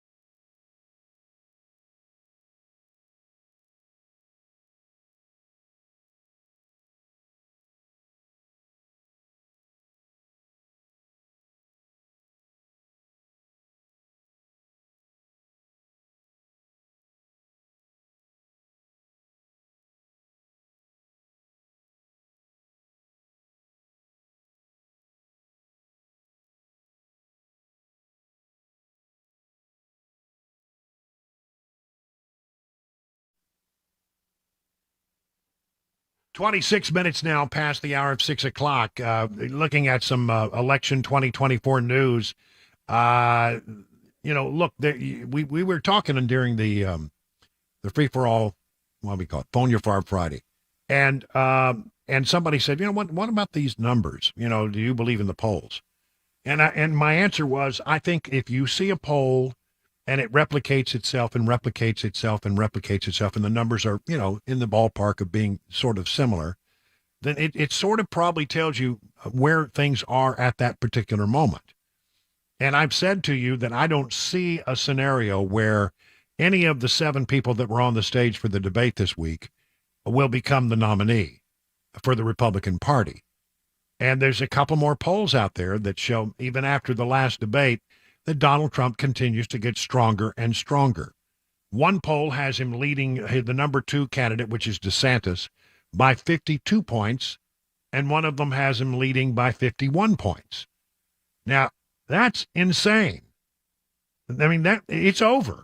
Unless there's something that happens that you and I cannot foresee, how in the world do you overcome a 50-point lead? And again, every time something bad happens to Donald Trump, he just gets stronger. He's like, Obi-Wan Kenobi. If you strike me down, I shall become more powerful than you can possibly imagine. Also, This is the way. This is the way. Just like to throw that in. So I don't see it happening. I don't see it changing. And so, I noticed that Laura Ingraham tonight is saying, it's over. So let's talk about the cabinet. Let's talk about who his running mate's going to be. I mean, they're just, and it's hard to see a scenario where somebody else overcomes that. So I think that's, those polls, there are a lot of polls out there, maybe some polls say 30, some people say 40, some polls say 51 or 52 points ahead of DeSantis. But I mean, even if you take the low number, 30, I said like 34, how in the world do you overcome a 34-point advantage? This is something we've not seen. Democrat officials, on the other hand, they if you twist their arm and say, who would you vote for? They'll say, well, I'll vote for Biden if that's my choice. But they're not thrilled about it. Not as enthusiastic. There's an enthusiasm gap here for sure between Republicans who are very enthusiastic and Democrats who are not enthusiastic at all. And they're freaking out because they feel like they're going to be maybe one or two third-party candidates who, they'd be a third and a fourth-party candidate, wouldn't it? And they're freaking out because they believe that will pull away from the Democrats a lot more than it would from Republicans. The third-party group No Labels is flirting with the presidential bid and has courted Democrat Senator Joe Manchin of West Virginia. It's unclear if he'll run. An email passed around by local Democrat leaders carried instructions sent by the DNC to sort of trash the idea of third-party candidates. So you're going to see a lot of that out there because we saw the memo and we know what they've been told to do. Then the other thing I've got here is this is a Mediaite, and they claim it's an exclusive. I've not seen it anywhere else, but here we go.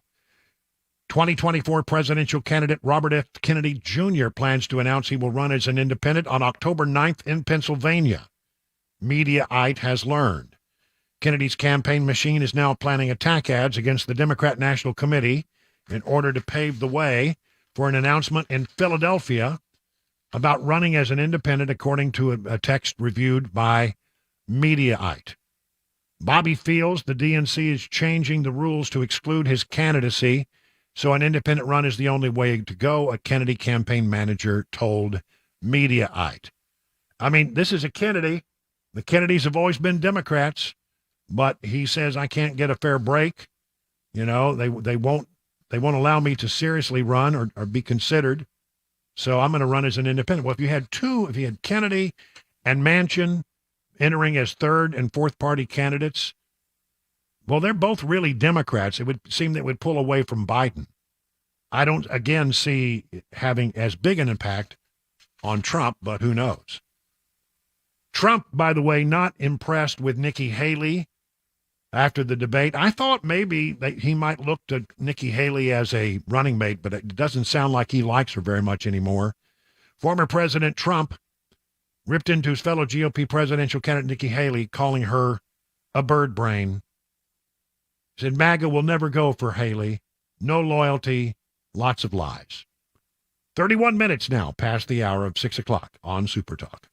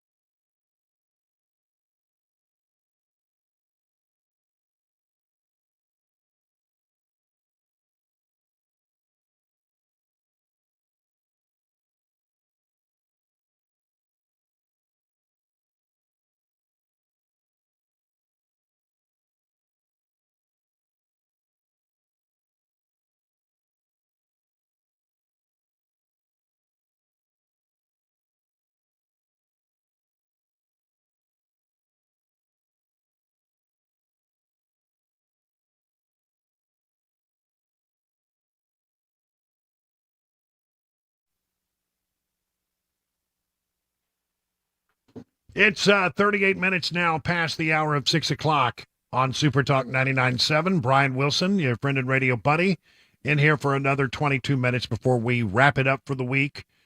Brian Wilson is going to be working in the yard this weekend. It's going to be beautiful outside. I mean, I'm batching it again this weekend. Wow. Well, I mean, it was an interesting day, before I got on the air at 3 o'clock. Not normally, Cabana wife, she's usually very organized. But this morning, not so much. So she's had a long planned trip to New York City to visit with one of her girlfriends. They're going to go into the city and see a show and, go to Little Italy and eat some meal.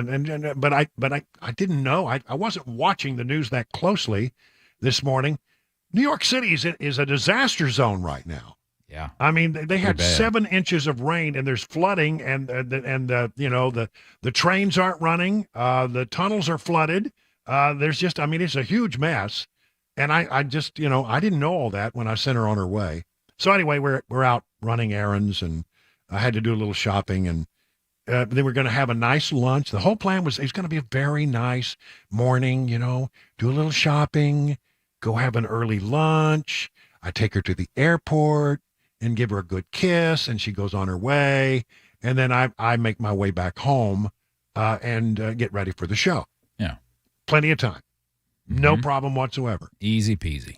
Until she discovered that she had left her ATM card the previous night in Franklin. Uh-oh. And now, you can't send her on a trip without her ATM card. You don't want to just, leave it till she gets back. So we had to make an emergency run all the way from Mount Juliet to Franklin today. Well, that's fun. So then come back through. And so I didn't really get anything to eat today. So if you sound like I'm a little edgy, I'm hangry. A little snippy? Well, I mean, I ate some cookies and I drank a Dr. Pepper, but that's not really what you're supposed to do. And so I'm looking forward to a nice meal. Anyway, so she's going to be going to New York City, and it's really coming down. I mean, it's just a mess there. Yeah, I saw some video earlier, and it was there was cars that were just being abandoned because they were stuck in the water. Yeah, when in she New landed, York City. I said, "Did you know about all this?" She said, "Yeah, I knew." Okay, it'll be an adventure. She's flying to Pennsylvania where her friend lives, and then they're going to drive to the city. And I don't know. I don't know how they were going to park their car in New Jersey and take the train in. But what I'm seeing on here, it says, New Yorkers are being told, stay out. Commuters do not come to town. Ooh. Just don't come. So I don't know what they're going to do. She's a big girl. She'll figure it out. They'll figure it out.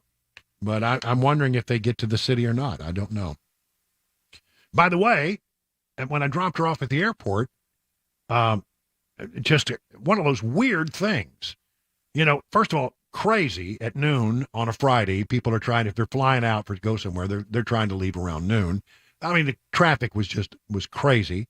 I drop her off, and then I'm starting to get into the lane to leave the airport and come back to work here at the house. And I saw standing on the corner a friend of mine from my days at Fox, Major Garrett, who now works as a correspondent for the CBS network as a news reporter and a political reporter. And I hadn't seen him in forever. So, I'm like rolling down my window and yeah, hey, Major, trying to get this guy's attention among all the chaos that is at the airport. And he's looking around like, I hear somebody calling my name. I said, over here, Major. And he couldn't make out, I guess, in the darkness. I was in the car and he couldn't really see me very well. He couldn't figure out who it was. It's Brian Wilson. The Beach Boy?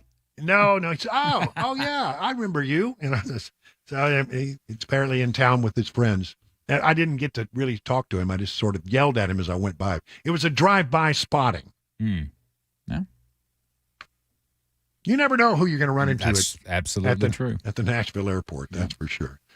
One other political thing. It's really not political, but a lot of people have wondered about Melania Trump. Where is she? She hasn't been seen in a while. And this story on page 6, part of the New York Post. Yeah, look, page 6, they have a reputation for scandalous stuff sometimes, but generally they get it right. I don't call this scandalous. I just report it for your edification. Melania Trump quietly renegotiated her prenup with Donald ahead of the potential second presidential term, according to a number of sources. Sources tell page 6 that Melania Trump has quietly renegotiated her prenuptial agreement with Donald Trump in advance of his potentially serving in a second term at the White House. The agreement between the couple who married in 2005 has been worked over several times, but she's been quietly negotiating a new postnup. The source said this is at least the third time she's done so, but the source added it's not because the former lady is going anywhere. Melania is most concerned about maintaining and increasing a substantial trust for her son, Barron, age 17 now. Barron is 17, and he's tall, drink of water.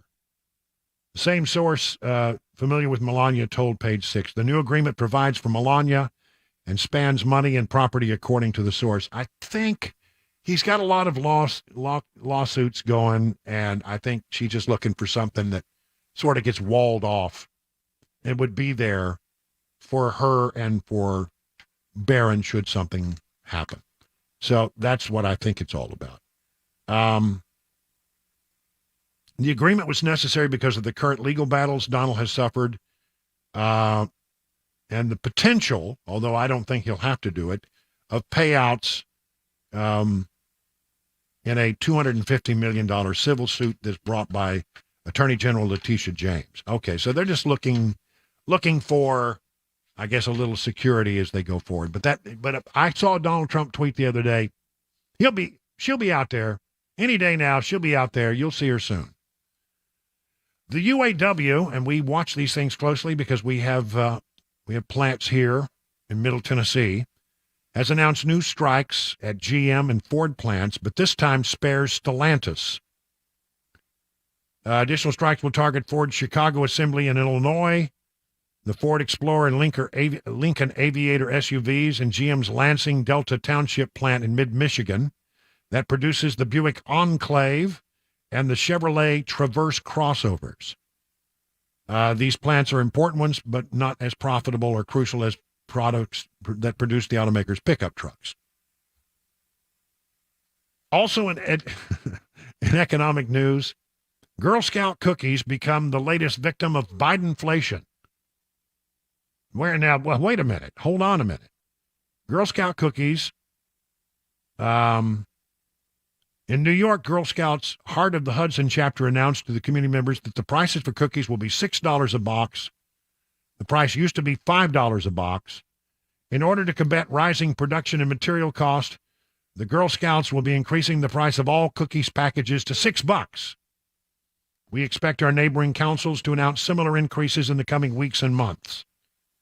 A few cookies, including Toffee-tastic and S'mores, had a $6 price tag. However, with rising expenses, classic favorites, including Thin Mints, now have a higher price in the Girl Scouts in the New York area. Now, I did read a story that said maybe not in Tennessee. Maybe not. I mean, honestly, leave the Girl Scouts alone. Stagflation is the big boogeyman out there, and many increasingly fear its return. Oil prices surging to the brink of $100 a barrel, and the specter of higher for longer inflation have renewed concerns about stagflation. Mel Lagomasino, CEO of W Family Offices, told CNBC, said that it looks rates may have to go up. I don't think we're done with rate increases because I don't think we're done with inflation. And the real concern here, I think that I've been saying something like this for quite a while now, is that we're going to have something where the inflation just doesn't go away. Stagflation first recognized in the 70s when an oil shock prompted an extended period of high prices but sharply falling economic growth. Stagflation. Keep an eye out for that word. Mortgage rates hit a 23-year high this week. The rate on average for a 30-year fixed mortgage increased from to 7.31 from 7.19. That's the highest rate since mid-December of 2000, when it was around 7.42. Yeah, I mean, they keep raising the rates, so that means that mortgage rates are going to go up as well. Here's one I had not heard before. Federal investigators floated sex trafficking charges against Hunter Biden, according to documents that have been found by the House Ways and Means Committee. Federal investigators floated sex trafficking charges against Hunter Biden, according to a document released by Republican members of the House Ways and Means Committee. The committee obtained the document as part of its Hunter Biden investigation, released a large batch on Wednesday to coincide with the House Oversight Committee's first impeachment inquiry hearing against President Biden on Thursday. According to the document, Jack Morgan, an IRS tax crimes prosecutor in October of 2020, sent 9 cases regarding Hunter Biden and prostitutes to Assistant U.S. Attorney Leslie Wolf. Morgan highlighted several instances of Hunter Biden paying escorts to journey from New York and Boston to Los Angeles for sex. Wolf sent the list to her associates, but the matter appears to have concluded there. They decided to not go forward with it, but they did consider it. Apparently somebody investigating Hunter Biden thought that might be something that was needed. Finally, you may have heard it already. It was in the news early this morning. Dianne Feinstein has passed away at the age of 90. She had announced her plans to retire in February. There are a number of people who are running for the office right now, including Adam Schiff, who wants to be a senator. Some people thought, well, this is a great way to get rid of Kamala, send her back to the Senate as a senator from California. And that's not going to happen because she was only going to serve a few more months anyway. And she was going to retire in February. So, it looks like you wouldn't want to do that if you could only give her a run that was several months. 50 minutes now past the hour, 6 o'clock.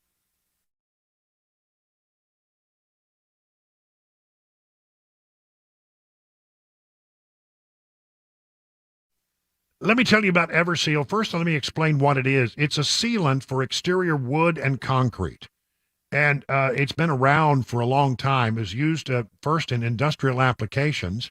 But the folks at Everseal said, let's see if we can figure out a way to make that a permanent solution for sealing exterior wood and concrete at a price that home and business owners could actually afford.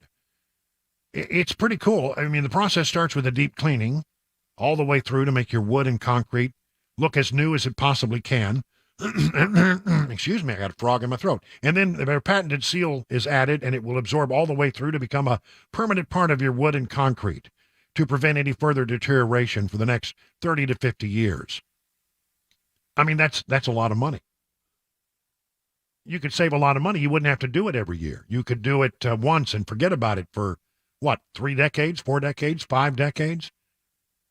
That's really something. And if that's something you'd be interested in, why don't you check in with my friend Steve Nelson, the team over at Everseal. Here's how you get a hold of them, 844-EVER-USA. That's 844-EVER-USA, or go to their website, ever-seal.com.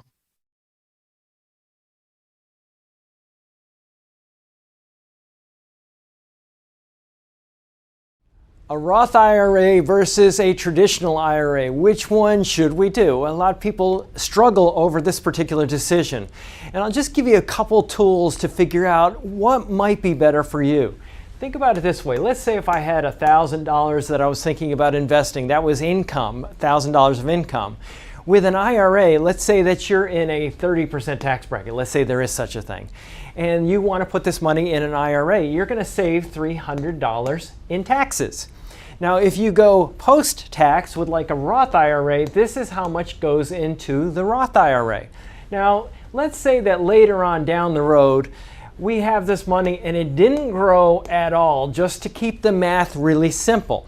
And let's say that at some point in the future, you're in a lower tax bracket, because the way our tax system works is that your first income is taxed at a really low rate, and then you get up into higher rates, 10%, 12%, 22%, and so on and so forth. It gets higher. If you're earning income and you're at that particular tax rate up there, you might want to avoid that tax rate right now and take the income at a later point in time when you're in a lower average tax rate. Now let's say that you're in a 10% bracket down here when you pull the money. How much are you going to pay in taxes? 10% of $1,000 is $100. How much do you get to spend? $900. Well, even though I didn't have growth, I had growth because of the difference between my tax rate here and here. And that's the idea. That's one of the things that we look at. We look at Social Security taxation, income taxation, and a lot of factors that might drive you into higher or lower brackets in the future. If you want to learn more about our approach to investing and financial planning, go to paulwinkler.com and set up a free 15-minute phone call or call 615-851-1950.